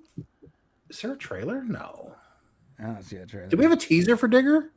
We did. Did we? Yeah. Let me. I hope this is right. Yeah. Let me. Send Oh this yeah, to there you. is a. I have a teaser. Yeah, I'm here. Okay, we'll talk about the reaction. Okay, we can wait till you do it. Yeah. Mm-hmm. All right. Yeah. All right, here we go. Okay, we're talking about Tom Cruise's new film announced at Cineacon, or announced before Cineacon, but the trailer came out on Cineacon. This movie is called Digger. I will show you guys the announcement trailer, and then we're going to talk about the reaction to the actual trailer itself. My secret hope is that this character is basically his Tropic Thunder character in a film. That would be great. Yeah. Here you go. Well, we actually know a little bit about it. Here's the title announcement. Came out a few months ago. Doesn't tell us much. Okay. So the premise of the movie Digger, if you guys didn't figure it out, that is Tom Cruise dancing around, dressed as an old man. And the people who've seen the clips say that his makeup is incredible. It is not his character from Tropic Thunder, but this character probably doesn't exist without the Tropic Thunder thing happening. I think it's inspired. Now, the premise of this movie is the most powerful man in the world races to prove he's humanity's savior before the disaster that he unleashed destroys everything. So he does something that's basically going to destroy the world, but he's the only guy who can stop it from happening. And it's Tom Cruise. And from what I believe they saw several minutes at Cineacon, and from what the reports we had coming back is like, it was like freaking amazing. Like it was so awesome. Like people coming out of it were like, their minds were blowing up and they were freaking out because it was so cool. And I was like, whoa, that's a hell of a reaction, right? So I'm really, like my anticipation for this thing just shot up. I mean, we got Jesse Plemons is also in the movie, and everything he's in is amazing. Yeah. So, what kind of American are you? Everything he does is amazing. And of course, the director has made great films. Alejandro Inarritu. The Revenant, great movie. And Birdman, great movie. So this is going to be apparently John Goodman plays the president of the United States. Yes, yeah. And I believe one of the clips was with him, and John Goodman's like, "You're the only one who can save us," or something like that. So it's supposed to be pretty darn good. This is what USA Today says. Tom Cruise described Digger as some kind of film that explains why I wanted to make movies before unveiling first footage from his upcoming dark comedy. The clip shared April 14th during the Warner Brothers panel at the convention for theater owners and studios. Yeah, come on. Theater owners and studios, yet 90% of the audience there are YouTubers, by the way. Showed Cruise as Digger Rockwell, an older oil executive with gray hair, a large stomach, and a southern accent. His company appears to have an energy field in distress that has major impact around the world. John Goodman plays the president of the United States. It took me 40 years to be able to put on the boots of Digger Rockwell and play the many layers, whatever that means. Alejandro Inarritu, I can't say this guy's name. The film's director and co-writer said he came up with the idea for the film 9 years ago and approached Cruise about it 7 years ago. This is what Inarritu says. I can't say his name. We know he's fearless, the stunts, the plane, the jumps, but I have to say, embodying this character is another kind of fearless. I think this role may be his most challenging. The director also said the film is set for a release October 2nd. Huge year for movies. Was made only to be seen in theaters. Audience want things that are original and engaging. I agree with that. Another big thing from the Warner Brothers panel. Some people, and we're going to talk about this a little later, but the people are talking about how Warner Brothers didn't do very much because they didn't get a lot of DC updates. But Warner Brothers had a massive panel, so that's just not really true. There's a lot more going on at Warner Brothers than just DC. We want to see more original stuff, man, and I'll look forward to this. This looks like my kind of thing. So I've been crying out. We've talked about it before about more original content and movies coming out, and this is another example of it. So I'll support this 100%. So yeah, I agree with you, John. This is going to be shot in VistaVision, or it was shot in VistaVision, which is a high resolution widescreen 35 millimeter motion picture format. It's been around for a long time, but been around for like 60 years, right? Yeah, it's 54 when it first came out, but it's built. It's made for like really cinema, big cinema pieces. So it's going to look good, and it looks like it's going to. I'm so excited for this now. Like it's rising to like maybe the most anticipated movie for me this year now. Yeah. So which is tough considering we got Michael next week. So here's all this stuff, and we're going to talk about. Don't laugh, John. I'm serious about that. Okay, it's Michael next week. We'll talk about DC coming up here, but here's the stuff that they did talk about at the Warner Brothers panel along with Digger. The Lord of the Rings, The Hunt for Golem. Cool. Yep. I don't got much to say about that. Do you? Lord of the Rings, No. I mean, that could be a whole. It really, honestly, should be a whole segment on its own because there is actually now we know the cast and everything, but I don't know if you want to do that here. Yeah. Dune 3 footage. They said it was like Normandy beach scene from Saving Private Ryan, but on an alien planet. Interesting. That's Okay. I mean, that's cool. That's better than like a 45-minute establishing shot of the planet. That's what Denis Villeneuve really wanted to show us. Mortal Kombat 2 clip shows Johnny Cage facing off against Baraka. Mortal Kombat 2 comes out soon, right? Yeah, a couple months. Which one? Yeah, it's around there. Mortal around Kombat 2? summertime, It's like August? I It think? is coming up soon, yeah. Yeah, it comes out May 8th. Oh my God. Comes out in a few weeks. You know, I almost touch it. Right. Supergirl saves Ruth and uses the sun to take down her enemies, whatever that means. And then around that same time, Supergirl's director and stars were discussing upcoming DC Studios film stuff. And they showed the Clayface footage. According to everyone, it's like super body horror, and it looked really good. From what I've been told, is that the Clayface footage was like riveting thriller horror. Like, I remember, I think it was Chris, our friend. I'm not forgetting his name right now. Chris. Chris Gore. Chris Gore. Yeah, he said it looked like body horror to the extreme. Now that's animated, right? No, it's not animated. Clayface is live action. It's live action. Yeah. Do you think they're riffing off of, Batman the animated series, because they had the Clayface character in there and what they kind of did with that in those episodes? Well, this is what it says. I think they're going to go darker with it. Yeah, I think it's going to be dark. This is what it says. Once the clip began, we saw a man in extensive face bandages in a hospital bed. It appeared something horrible had happened to his face.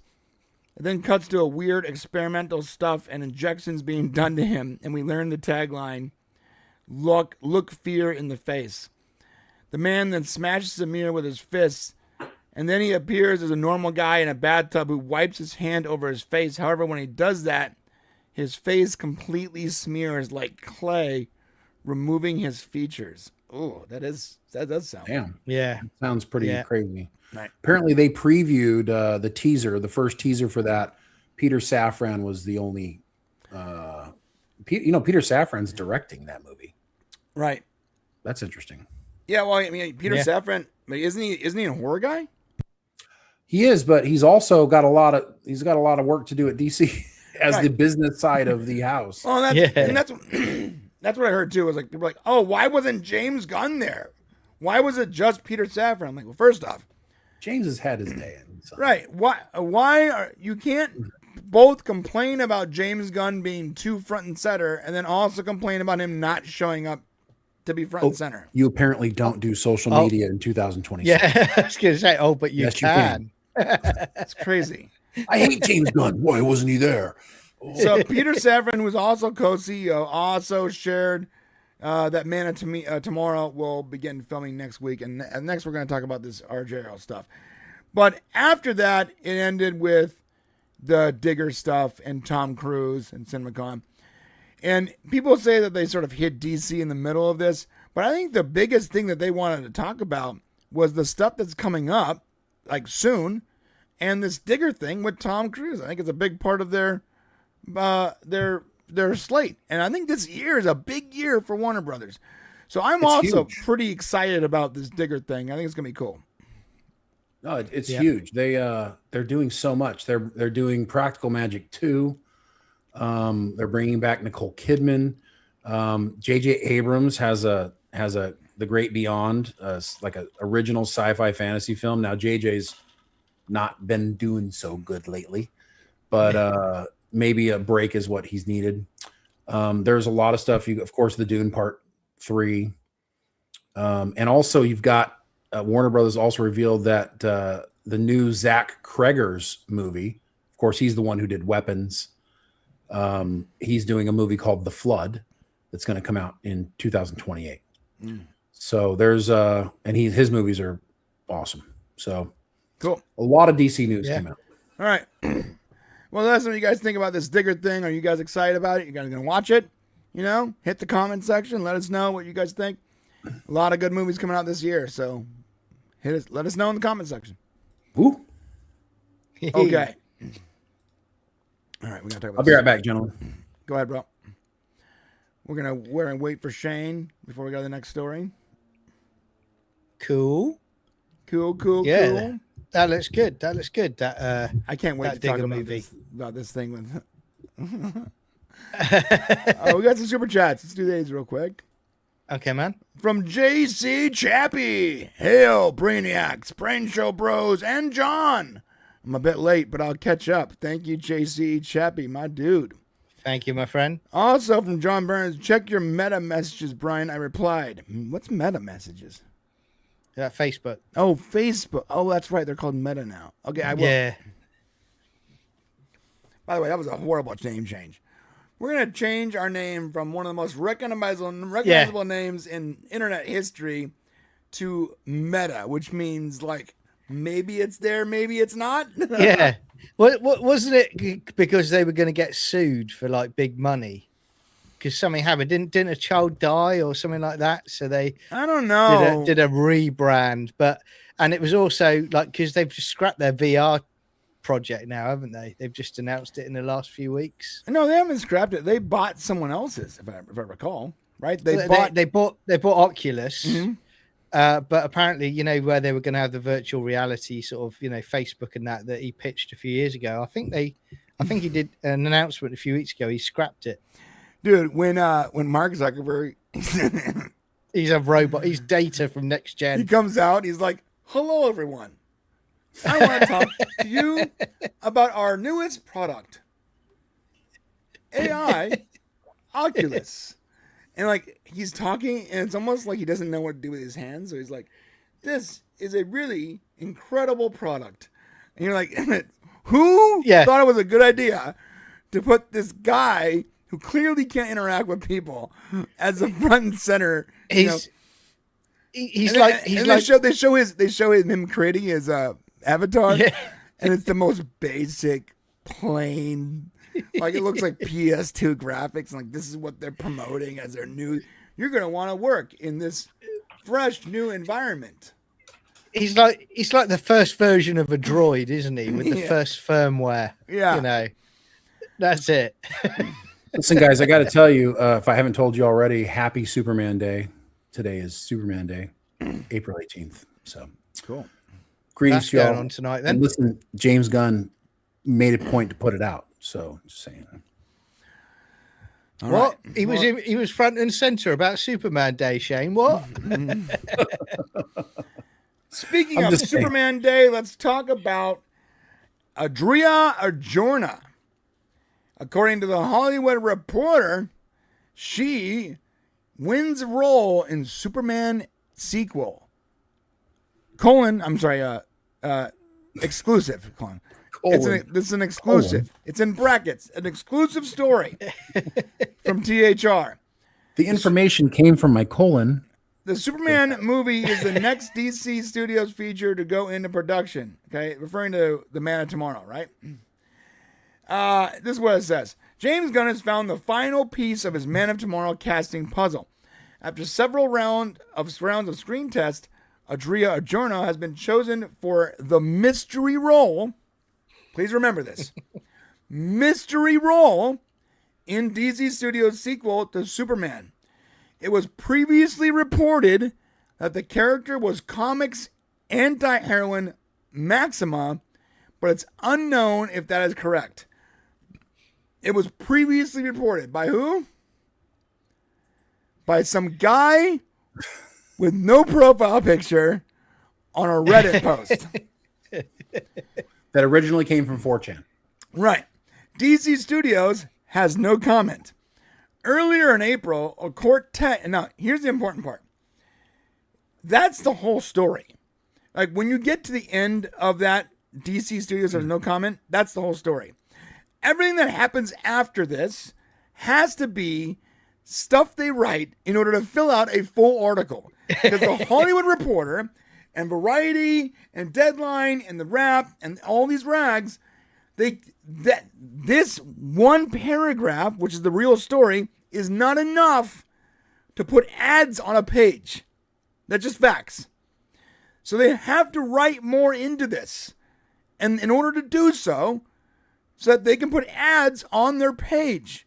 It needs to be a full article and not a Twitter post, right? So now after that, it says earlier in April, a quartet of finalists screen tested in Atlanta, including Ava De D'Amico, Sydney Chandler, Grace Van Patten, and that's it. And then it goes, David Cornsett returns as Superman with Nicholas Hoult playing Lex Luthor. We already know that. And then they break down what they think's going to happen. The enemies team up to take on the threat of Brainiac, played by Lars Ettinger, with a slew of Superman stars returning, such as Rachel Brosnahan, Scott, blah, blah, blah, blah, blah. And here we go. Here back to the Maxima stuff. If Adjorna is indeed Maxima, it portends a more cosmic nature for the DC outing. Writer Roger Stern and artist George Perez introduced Maxima in the pages of Action Comics. She is an alien queen who has been both an antagonist and potential love interest for Superman. Okay. That's the exclusive story. That's the whole story. Will not occur. No, the love interest portion obviously isn't going to happen because they didn't really flesh out his relationship last movie anyways.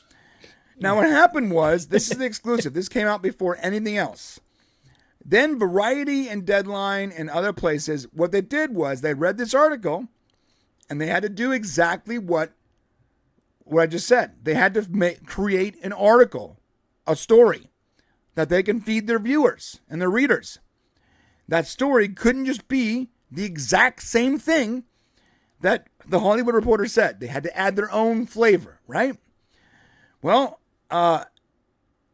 Deadline, who was just admonished by James Gunn 2 weeks ago for reporting incorrect information about the casting, the women that were reading for certain parts, then went on to create an article where instead of saying exactly what the Hollywood Reporter is saying, as in it's unknown who she's playing, and the Maxima thing is not may or may not be correct, they just said, and I quote, she's playing Maxima. So what did Variety do? Variety saw that and immediately wrote their own version of the article where they said the same exact thing. She's playing Maxima.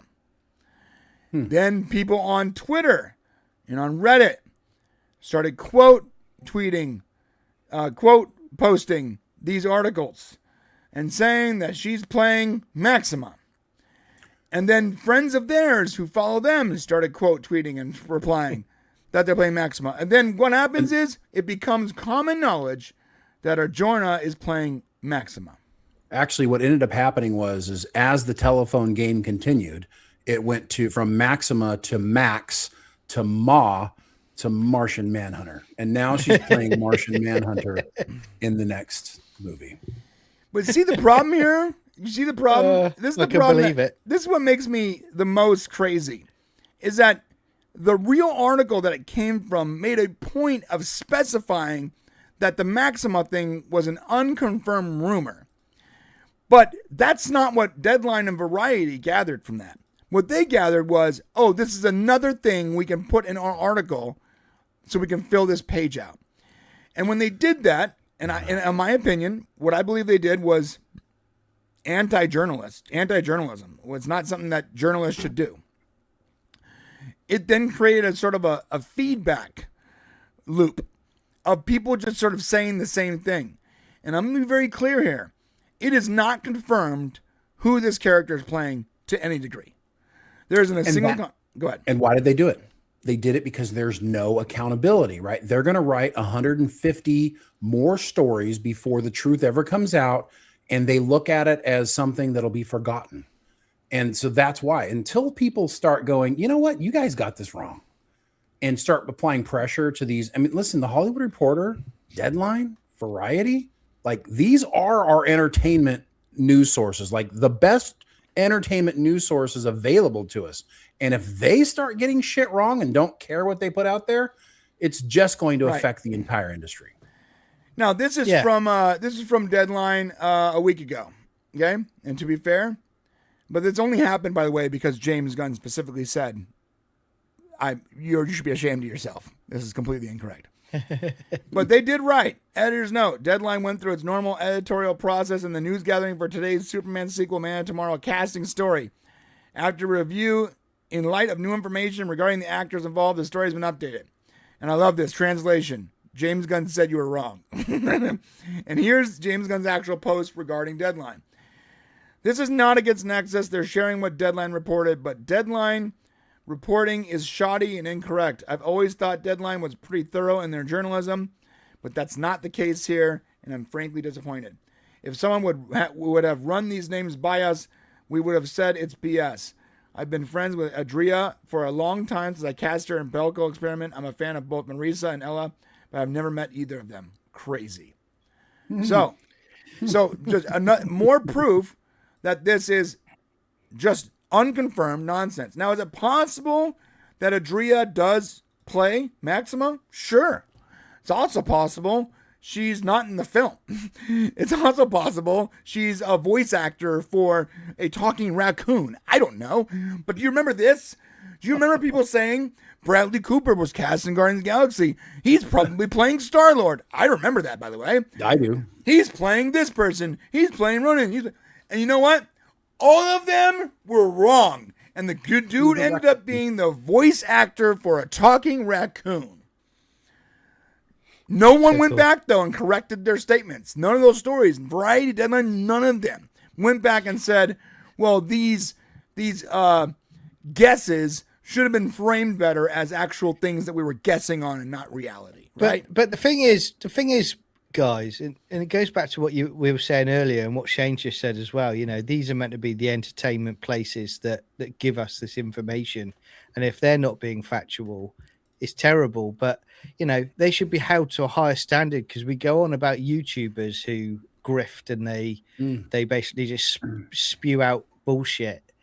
But this is what they're doing, because all they're doing is they're effectively going, right, as you said, we need to just fill the page so we get the advertising revenue. Let's just chuck something out. And again, that's it, you know. The problem is having to fill the page. Like, yeah. Like, I hate that they go, well, it's now confirmed she's playing Maxima. By who? It's not confirmed. Yeah. It was never confirmed. Well, they must have more information than we do. No. All their information is coming from the exclusive article at THR that James Gunn vetted. So you don't have anything confirmed. Do you know how we taught journalists? This is how we went about doing it, you know, back when we actually did journalism back in the day when I did it. When you get information from like the wire services, right? Mm-hmm. You'll get the facts, like they're getting the facts from another news source. But then you go and you find two pieces of information that maybe nobody knows about. Maybe it's something about the character of Maxima. Maybe it's something about the production on Superman Man of Tomorrow. And you include those to make your your article more full, as opposed to cherry picking and throwing out things that you think will get people's attention that may not be true. You actually take factual things that people might be like, well, that's interesting. I didn't know anything about that character. Oh, wow, they're really doing that I didn't know that. It's related to what this article is. And that's good journalism. So, you need more of that. But the problem is they don't want to waste their time on adjacent stuff. And all they want to do is focus on what's going to get clicks. So, right. Yeah. And I mean, again, where you were saying about like when you do research for documentaries, you will go back and you will track back on the internet. You will also go and find reference sources from other areas. It seems to me these days that they just predominantly they go, right, okay, give me a female DC character of who she could potentially be, Grok, or Chat GPT, and it lists them up. Yeah, and then they go, explain to me for me. Yeah, right. Article for me, Chat GPT, and make it so that nobody can tell it was not their article. Yeah, yeah, and so here's a tweet that I put out, and it shows Adria, and I basically say, hey, THR reported exclusively that Adria will be joining Superman in a mystery role. For some reason, a bunch of other rags started reporting the same story with the addition of her role as Maxima, which has no bearing on reality yet. So look at the image. The top is Adria Arjona, who is also, I guess, in a relationship with Jason Momoa, which makes sense. Yeah. And on the bottom, you have the left, the very fair-skinned, red-headed Maxima. Well, it's on point because we're getting rid of all the redheads. So. And on the right, you have the olive-skinned brunette. What are you trying to say, Brian? Can I ask you a question, guys? if you were going to cast Adria Arjona as one of these characters, who would you cast her as? I guess Wonder Woman. I guess Wonder Woman as well. I mean, you wouldn't cast her as like the pale redhead? Didn't we talk about this about a year ago? Yes, we did. We did. A year ago, we talked about who should be playing Wonder Woman.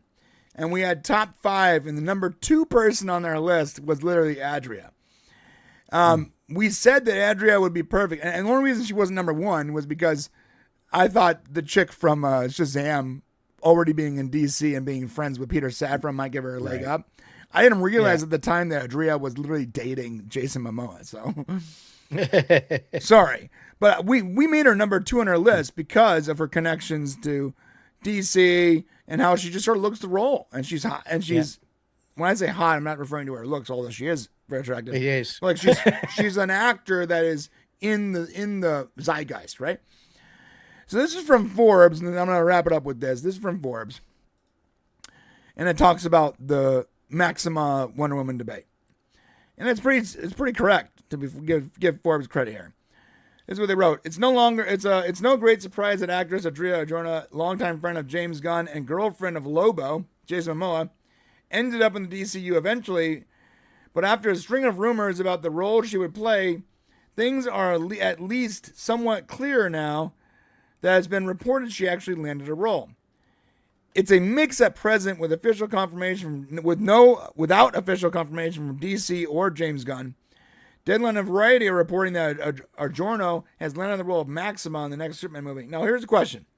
Why would Maxima be a role that is being celebrated and brought on stage at Cineacon? Maxima is like an ancillary character at best. Exactly. This is the point. You are nailing the point right now. Go ahead. Right. Yeah. And they explain who she is. Meanwhile, the Hollywood Reporter, mentions the Maxima idea, but says it's unknown if that's panned out. A theory here has been that Maxima has been a cover for a test for the role of Wonder Woman, a larger part of the DCEU. Adria Arjona had frequently mentioned as front runner for the part, and the Maxima casting list included an actress like Ava Del. I keep seeing this person's name. I gotta look her up. Ava DeMonico. Oh, this chick. Yeah, okay. Looks like Wonder Woman to me, dude. I'm seeing a whole lot of Wonder Woman. Like these are all Wonder Woman casting. None of these make good Maxima characters. Well, whatever. The chestnut brown haired actress is really making a comeback, isn't she? Yeah, it's so weird when they go, yeah, look at all the characters that were reading for this Maxima role. You're like, why are they all look like Wonder Woman? Every one of them. There's not even a Maxima's not even in the movie, bro. Yeah, it's just a what do you call it? Or what I say about it earlier? Cover story and switch. Cover story. Yeah. So another name on the list is Sydney Chandler. Let's see if she looks anything like Maxima, bro. At all. Another brunette. Oh, surprise. Oh, okay. Who has reportedly been cast for a voice role on Creature Commandos. It's certainly a little odd that all these dark-haired women. That girl couldn't be Wonder Woman, bro. I'm sorry. Look like potential Wonder Woman, while Maxima has bright red hair. All right. Wonder Woman's going to have a little bit of. Even Gal Gadot was like the edge of the limitation on what Wonder Woman could be as far as body type. So I'm not going to read through this whole thing. I will put the link. They did mention also that James Gunn shot down shoddy and incorrect reporting from Deadline that are Jonah, Marissa, Ella, these actors were testing for Maxima. He said that. To make my point even stronger, that I think this is a cover, and that it's entirely possible that Variety and Deadline are being allowed to continue reporting incorrectly. Because it's good for DC if you don't know who this person is. And they knew that the news of her casting was going to get out no matter what. And because she's been the front runner for Wonder Woman for a couple of years now, it's entirely possible that they're like, look, let's just let them run with this Maxima nonsense. Let me ask you a question. Is it time for Wonder Woman yet? Really? Well, no, not for her own movie. Do we need her to be in a Superman? I mean, so it does make sense though. If we're going to get a Wonder Woman movie, let's say we're going to get Wonder Woman in 2028, right? Yeah. You cannot do a Superman film on Earth where they're fighting Brainiac without some kind of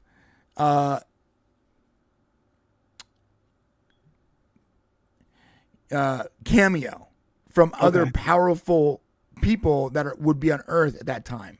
But you don't want to have too much. No. But you want to have very little. But it makes complete sense that Wonder Woman, who is operating right now canonically, would come out of the woodwork for a cameo against something as big and bad as Brainiac. Okay. Yeah, one thing that's always bothered me about Marvel movies is like they address that these characters are existing at that time, but they just don't help when Thanos is trying to kill everyone. But the problem is you'd have Avengers Endgame every movie. That's the problem. Right. No, it needs to be for like the event ones, global events. And if Supergirl and Superman are fighting Brainiac, along with Lex Luthor, are fighting like this big bad Brainiac character, that is a world-ending event. A Wonder Woman tier 1, that you think Wonder Woman would show up for, at least tangentially, as a cameo. And it makes sense to introduce these characters. And I've said before, why wouldn't you just copy the MCU template? And you go, solo movie, introduce that character as a cameo in another movie, sort of give them a flavor for it, then give them their solo film, then you put them in a group movie, and then rinse, repeat over and over and over again. Who did they cameo in Iron Man 2? Iron Man 2? Nobody, right? There's so many though in Iron Man. Was Thor the first one? No, it was Captain America.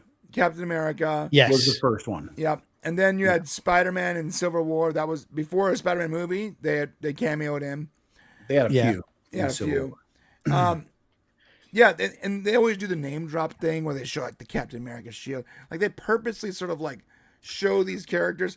They showed Wakanda in, was it Avengers, the first movie? They literally teased the Wakanda thing on purpose because they were trying to set up. Civil War, wasn't it? Was it Civil War? Civil War was Spider-Man, I think. Well, they also, I think they were doing the Accords That's right. yeah. Because that's when Black Panther came in because his Right. dad was killed at the bombing. Yes. All right, that's true. Yeah, Black Panther. What I would prefer to see is give me Superman 2, then give me a standalone Wonder Woman.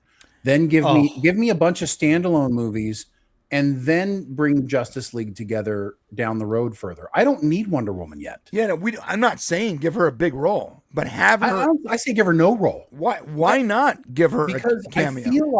I feel like you want these characters to stand on their own first. Like if you go back and look at it, before there were team ups in MCU, they all had standalone movies first.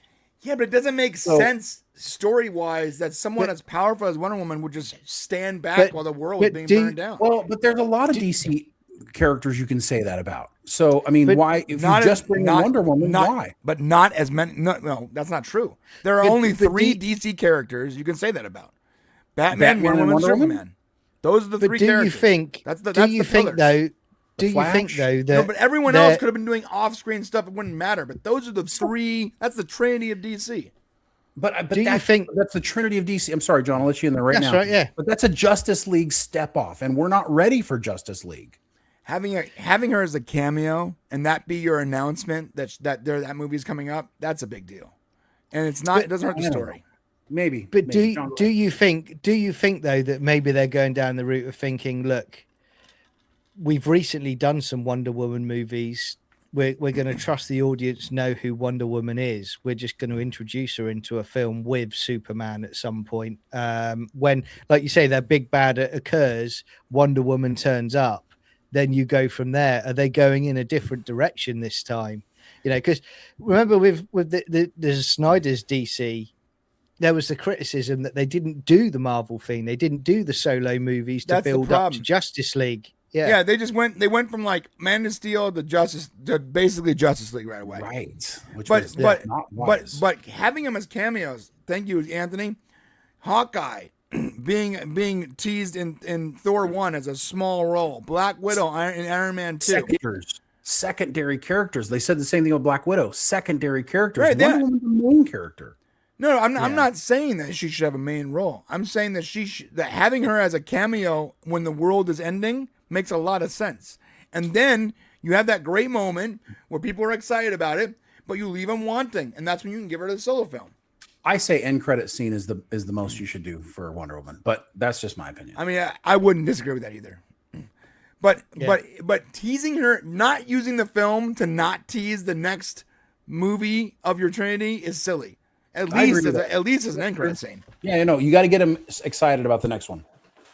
Right. Imagine you cast her in the role, but like you don't utilize your big giant movie to promote her in any way.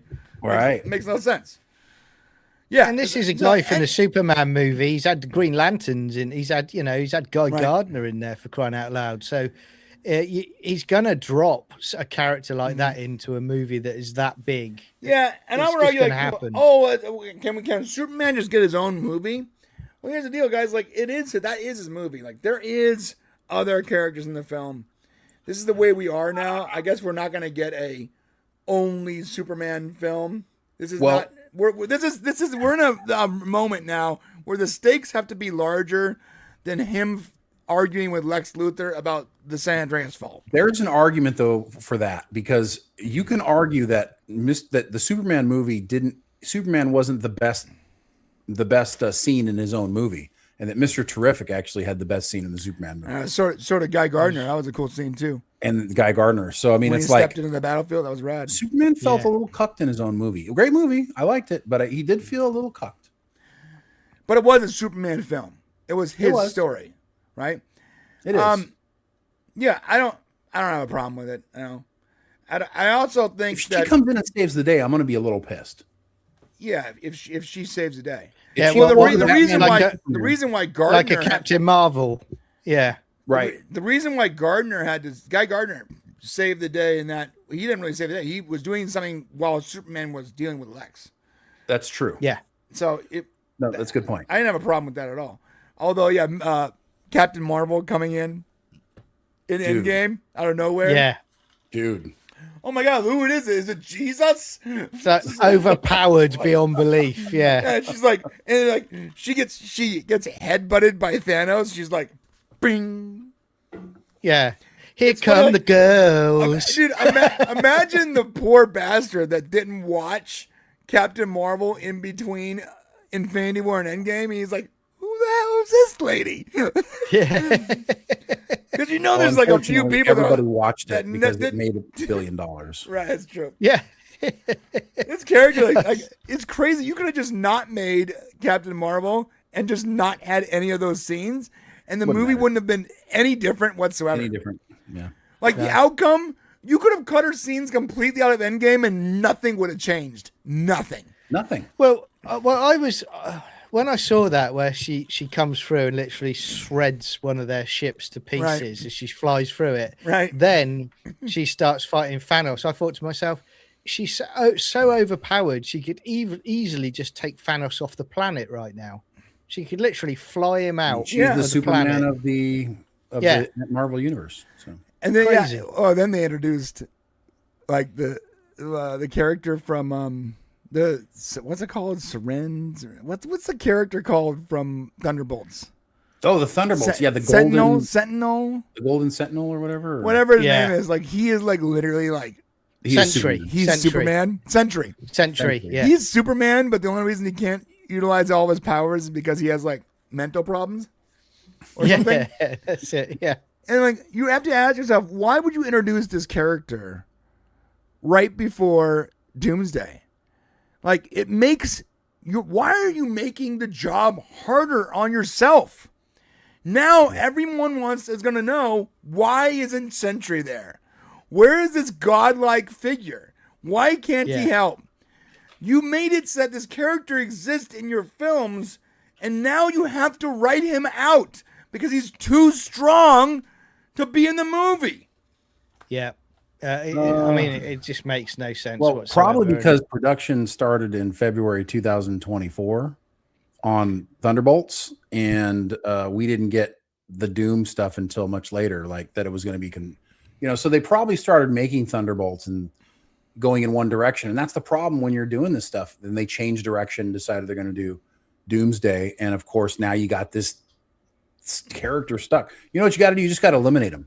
He shouldn't be in the universe anymore. He played his role in Thunderbolts. Yeah. I like the Thunderbolts movie. Yeah, fine. And then get rid of him. Yeah, it's time to kill him off. All right. Well, either way, I do believe that Adorno is playing Wonder Woman. And I'm going to wrap this clip up. I did have one dark horse theory, and I just want to get this on record. I want this to be on record in case I might be right. I'm about to do what every single scooper does. Ready? This just in. Adria Adorno is actually playing Phantom Girl in the DCU. So now, if I'm right about this extremely dark horse pick, then you heard it here first. If I'm wrong, I'm going to act like I'm just joking. Haha. Well said, dude. Yeah. To be fair, Phantom Girl has the same physical characteristics as Adorno, and she's part of the Terrifics, which we did get teased in Superman with Element Man and Mr. Terrific. Mm-hmm. So like she'd be being part of that like group. Yeah. It's definitely a James Gunn thing to do, to take these sort of like crazy weird characters and spin them off and make them people like them. So you know what? It's not actually, it sounds nuts, but it's not actually as nuts as you think it is. We got Element Man or whatever his name, Metamorpho, whatever, in a Superman movie, which is crazy. Well, what's funny is the third actress that you showed us would be perfect as this character based on the original artwork. Right. And Phantom Girl is in the Terrifics with all the characters that are already in the movie. It wouldn't be a complete surprise for this character not to exist. All I'm saying. Yeah. All right. So this is my pick for, there you go. You heard it here first. She's Phantom Girl. Now, I don't really believe just kidding. Just kidding. And she's Wonder Woman. Or I'm wrong. And she's playing some random character that's selling hot dogs to, by the way, that happened. Remember that?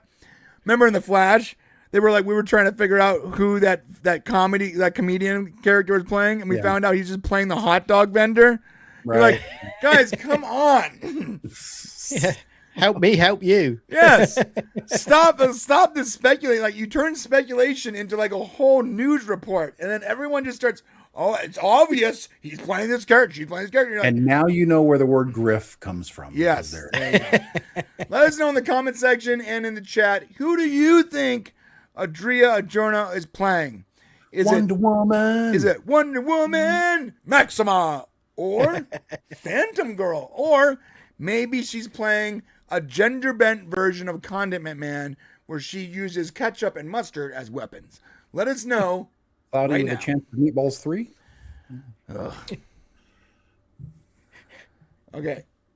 Let's see. I'll be right back, guys. Yeah. All right. Do you think, bro? We got 1, 2, 3. We never saw John again. And that was the last day we saw John. Last time we saw John. You know what the kids are now doing? They're starting to do this thing where last week on My Life. What? Or they're doing the thing where they narrate their own thing. They're like there's like they do the narration thing, like the Ferris Bueller's Day Off or whatever. Like they're narrating their own life. And I just wanted to get coffee. So I said to my sister, and I'm like, stop it. Everyone stop doing what you're doing. I don't like this. Wait. Here's one too. What do you think, chat? What do you think's been going on? Hey, chat, what's new? Yeah, when they talk to chat in like real life. In real life, bro. In real life. All right. Whoa, what's happening here, chat? I'm like, oh my God. And that's just my day. And you're like, what? What are you doing? Stop it. Dude, the older we get, the weirder everything becomes. I'm sorry. Oh, dude, I was talking to my kids last night. So my kid's doing TikTok. By the way, her TikTok is way more popular than ours. So she's clearly better at this. My kids, you're right, yeah. So much better at this than we are. And we have like an audience outside of TikTok. You would think we'd be super successful at TikTok considering. But no, my 15-year-old daughter is way better at it. So she did a TikTok though where she used like an Eminem song, and one of her friends, they acted out this scene. It's adorable. It's super clever. The way they use the door as like they recreated the scene from the music video of the Eminem and his girlfriend through the split screen, but they were using like a door. It's very clever. Anyways, I'm like, why are all your TikToks all using music from when I was your age? Because that's the last time music was good. And she's like, I don't know, what do you mean? I'm like, Goo Goo Dolls, Eminem, Third Eye Blind, like Iris, like all this alternative music, rap, pop, whatever, all your TikToks, all the music you listen to is all this. And she goes, I don't know. I'm like, what music do you have? What music is new that you like? And she goes, K-pop Demon Hunters? And dude, I realized right there, like, I think that, and I don't want to sound like the old guy, but it's a fact. Like, most of the music being used in movie trailers, on TV shows, that our kids are listening to and making TikToks up, it's all music from like the 80s and 90s, dude. It's true. And early 2000s, maybe it's mixed in there, but there's almost nothing new being featured anywhere right now. It's rare. Yeah, the new stuff is all like Kendrick Lamar and Tyler the Creator and Pharrell's got some new stuff coming out. A lot of it is all very conceptual stuff I don't want to listen to. So. Well, but you have to ask them, why is every trailer like that though? Why are they? I think we're at the age where nostalgia. Yeah, I think that I think the peak music time just happened to be like the 90s. Well, who's making the movies? Yeah. People who were born when we were, and so they're going to use the music from. I mean, look at James Gunn. Why are my 15-year-olds using Eminem in TikToks from 1999? They're seeing it on every other TikTok. Right. That's fine. Interesting. Sorry, I was late back. I went, guys. I just heard that Variety have announced that I've been cast as Wonder Woman. So, this just in. Yeah, So it's happening, everybody. Nice. I've got my outfit ready to go. Yep. I'll be hitting the gym tomorrow. Gender bent. And I will be having the breast augmentation operation next week as well. Thank you very much. Okay. All right. Well, what we're going to do is we're going to talk about Spaceballs here, but first we're going to do I'm going to start the membership clock. Is that cool with you guys? Yeah. Whatever you want to do, man. How long is we going to give? Well, we got to give at least 15 minutes, right? Yeah. How long do you think we have to talk about Spaceballs too? Okay, 15 minutes. Is that? I think that's enough time, right? Yeah, I mean, well, we could go into long stuff about Spaceballs, but I don't think we will. Okay, so let me just set this up real quick. So we are going to be going to the member section here, guys. If you want to become a member, it's really simple. All you got to do is hit the little join button bottom left. And considering that 90% of the money that goes to fund this channel comes from members, it'd be great if you could become a member. Hit that join button, pay as much as a less than a cup of coffee at Starbucks, and come to our member section. And what's in our member section, Shane? You know, we talk about more stuff like this, but we're a little more edgy. Right. I guess that's fair. Freaky naughty. We talk about what you want to talk about. Yeah, freaky naughty. That's the right term. That's the word. Naughty. Freaky so come naughty. on over to the freaky naughty member section, and because in about 15 minutes, that's where we'll be. And so we hope you can join us. Okay. Yeah. Let's talk about Spaceballs. And I gotta say, this guy is looking pretty old. Ancient. Mel Brooks. Brooks is looking pretty old here. We're gonna watch the teaser. Impressed. I hope I can do what he's doing at his age. Well, there's something new about this. So I remember in the movie, it was like the tease was Spaceballs: The Quest for More Money or something, right? Yeah. Spaceballs 2. So everyone was like, well, canonically, Spaceballs 2 has to be The Quest for More Money. But instead, they went with Spaceballs, the new one. And why am I explaining this when I can let Mel Brooks explain it for you? Well, here we go. Nearly 40 years ago, a promise was made. God willing, we'll all meet again in Spaceballs 2. The search for more money. Money, you know? Hold it. Wait a minute. It's me, Mel Brooks. Guys, looks so old. Yeah. Dude, he is old. He is super old, right? When you compare him to Shatner, though. He's 99 years old, bro. Yeah. Shatner looks great for his age, but I think Shatner might even look like this when he's 99. Dude, he's 99. Yeah. This is incredible. The fact that he's even speaking in public. Yeah, crazy. The fact that he's able to actually address a camera and he's not just like a vomiting vegetable. He's better than I am. Right.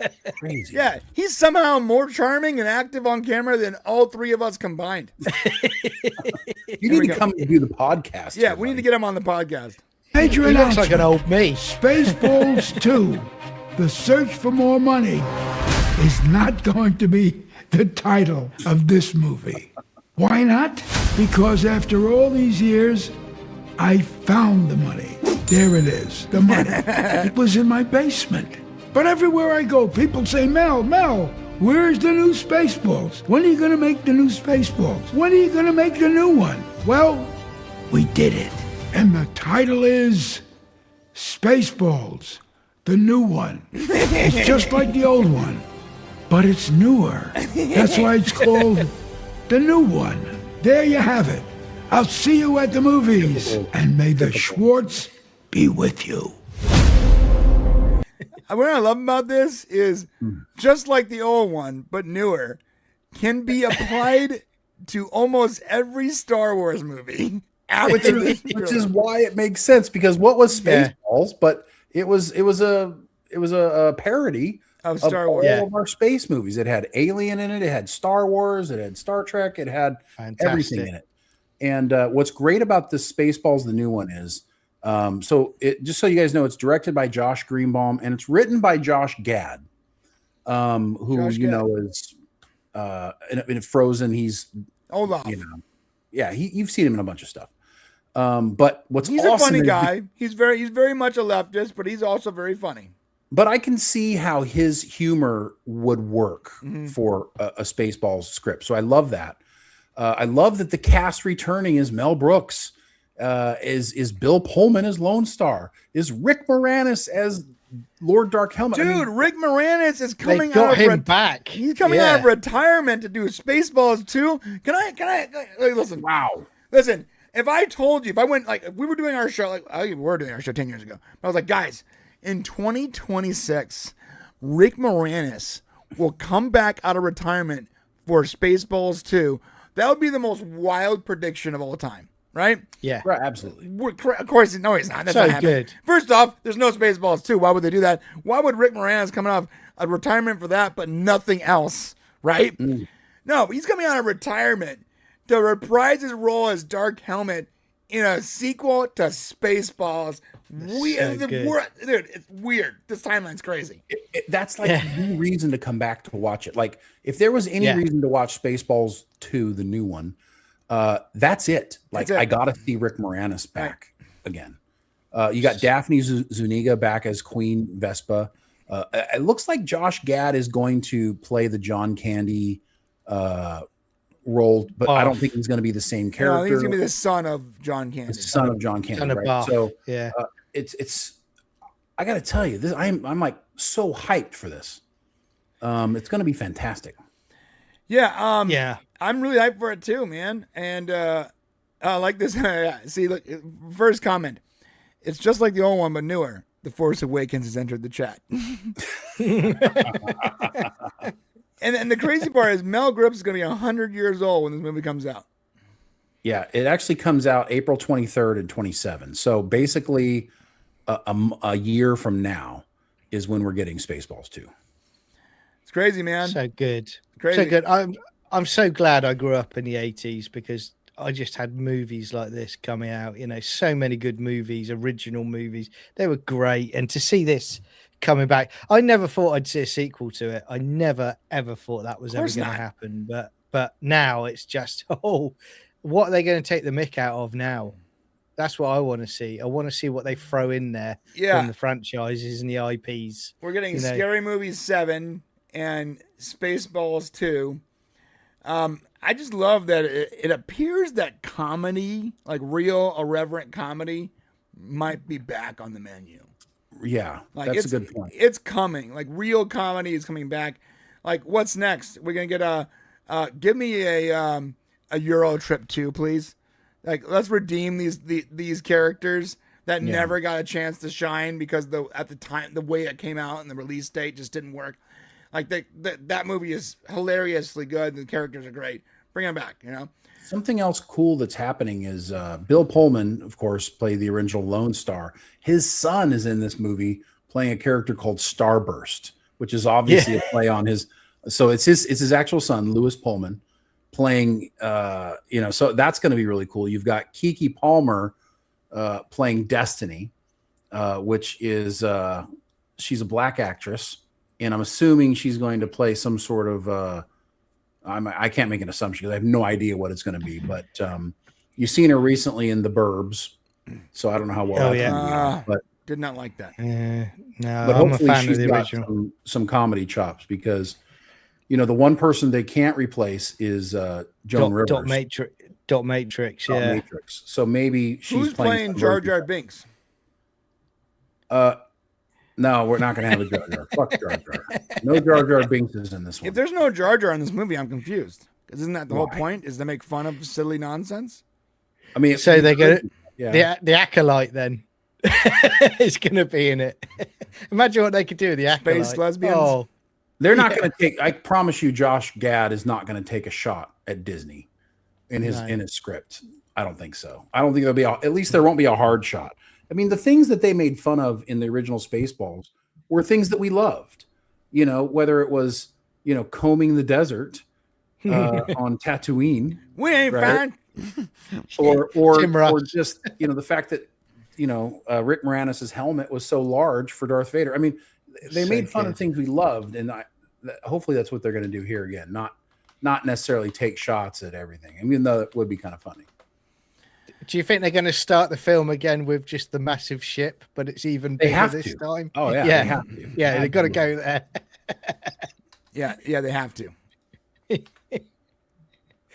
Oh, it's going to be good. I'm looking forward to it. Okay, so I was looking up like actual comedy movies coming up. Looks like we're gonna get a Simpsons 2 movie, which is hilarious. I didn't even know it was happening. There's a lot of really good.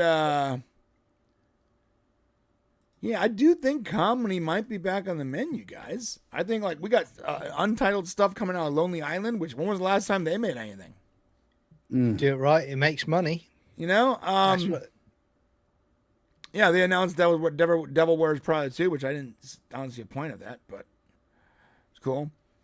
Yeah, all I know is that I hope that we're going to return back to a Reverend Horror humor, like the same way I said when we talked about Scary Movie 7. I think that we're in this unique place where we can actually create movies again and TV shows that are actually funny.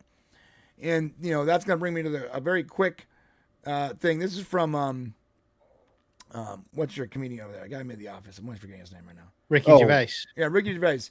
This is from Ricky Gervais. He did an interview with 60 Minutes, and he said something pretty important. And I think that a good way to cap this story is to show this clip. You can say you're offended. I can. I know people are allowed to be offended by things I've said. That's up to them. That's the good thing about freedom of speech. I can say what I want. You can say you're offended. I can care or not. You know, it's not a problem. But I'm not gonna stop saying things in case someone somewhere is offended, because they will be. There's nothing you can say that someone somewhere won't find offensive, you know. In Australia, we're actually thinking about legislating, not... I'm going to stop it there. You know, he goes on to actually say that in Australia, they tried to make laws where you can't, quote unquote, blaspheme God.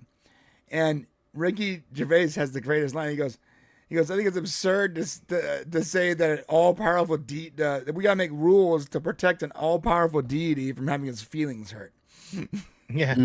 Well, they're doing it in the UK. They've got blasphemy laws that they're trying to put in through the back door at the moment, you know, against Islam, you know.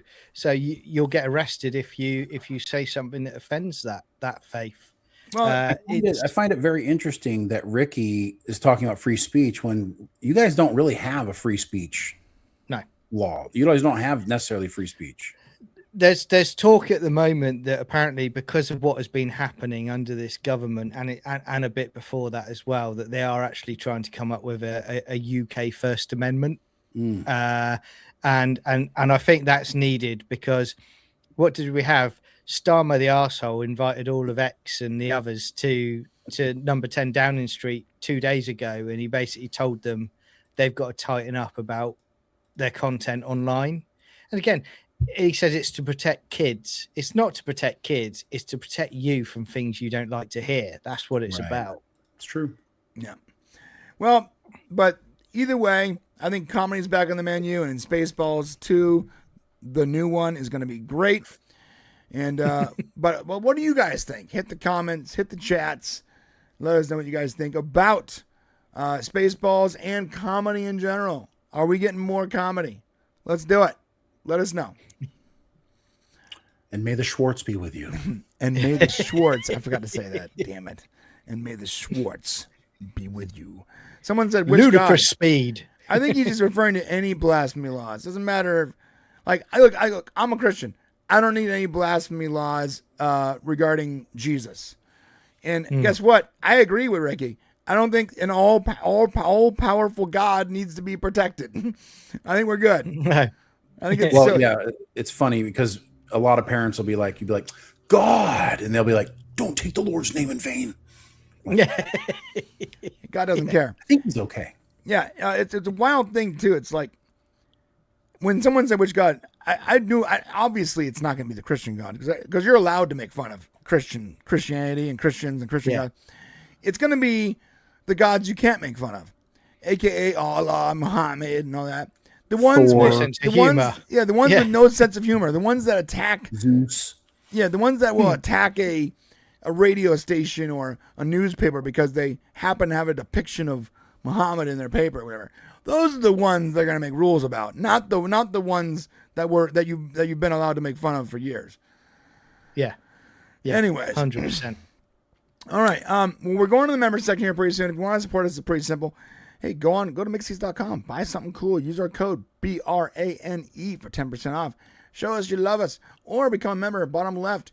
Or if you don't want to give us money or support us in any way that's like that, that's fine. Hit the like button. Fine, be that way. Yeah, it's fine. We don't care. Whatever. Hit the subscribe button, like button, share it, comment on the archive videos when they come out. And just I appreciate you guys being here every day. I'm seeing more and more of you every week, which is awesome. And the show is growing, and we appreciate you guys coming around. Just hang out with us. Yeah, All right, let me guys. just say thank you guys so much. I know we have a short period of time left here before we go over, but thank you for everybody who shares our videos, who watches the clips every week. You guys don't have to. You've watched this whole show with us, and yet you're watching the clips. You're commenting on them. We couldn't do this without you. Thank you so much. You have 30 seconds, John. No, 20 seconds.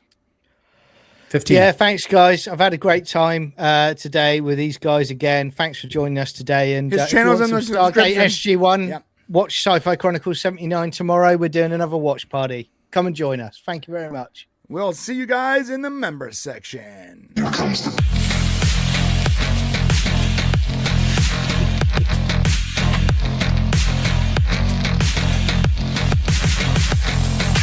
need to let me know what that's like. About 5 seconds too early of that thing.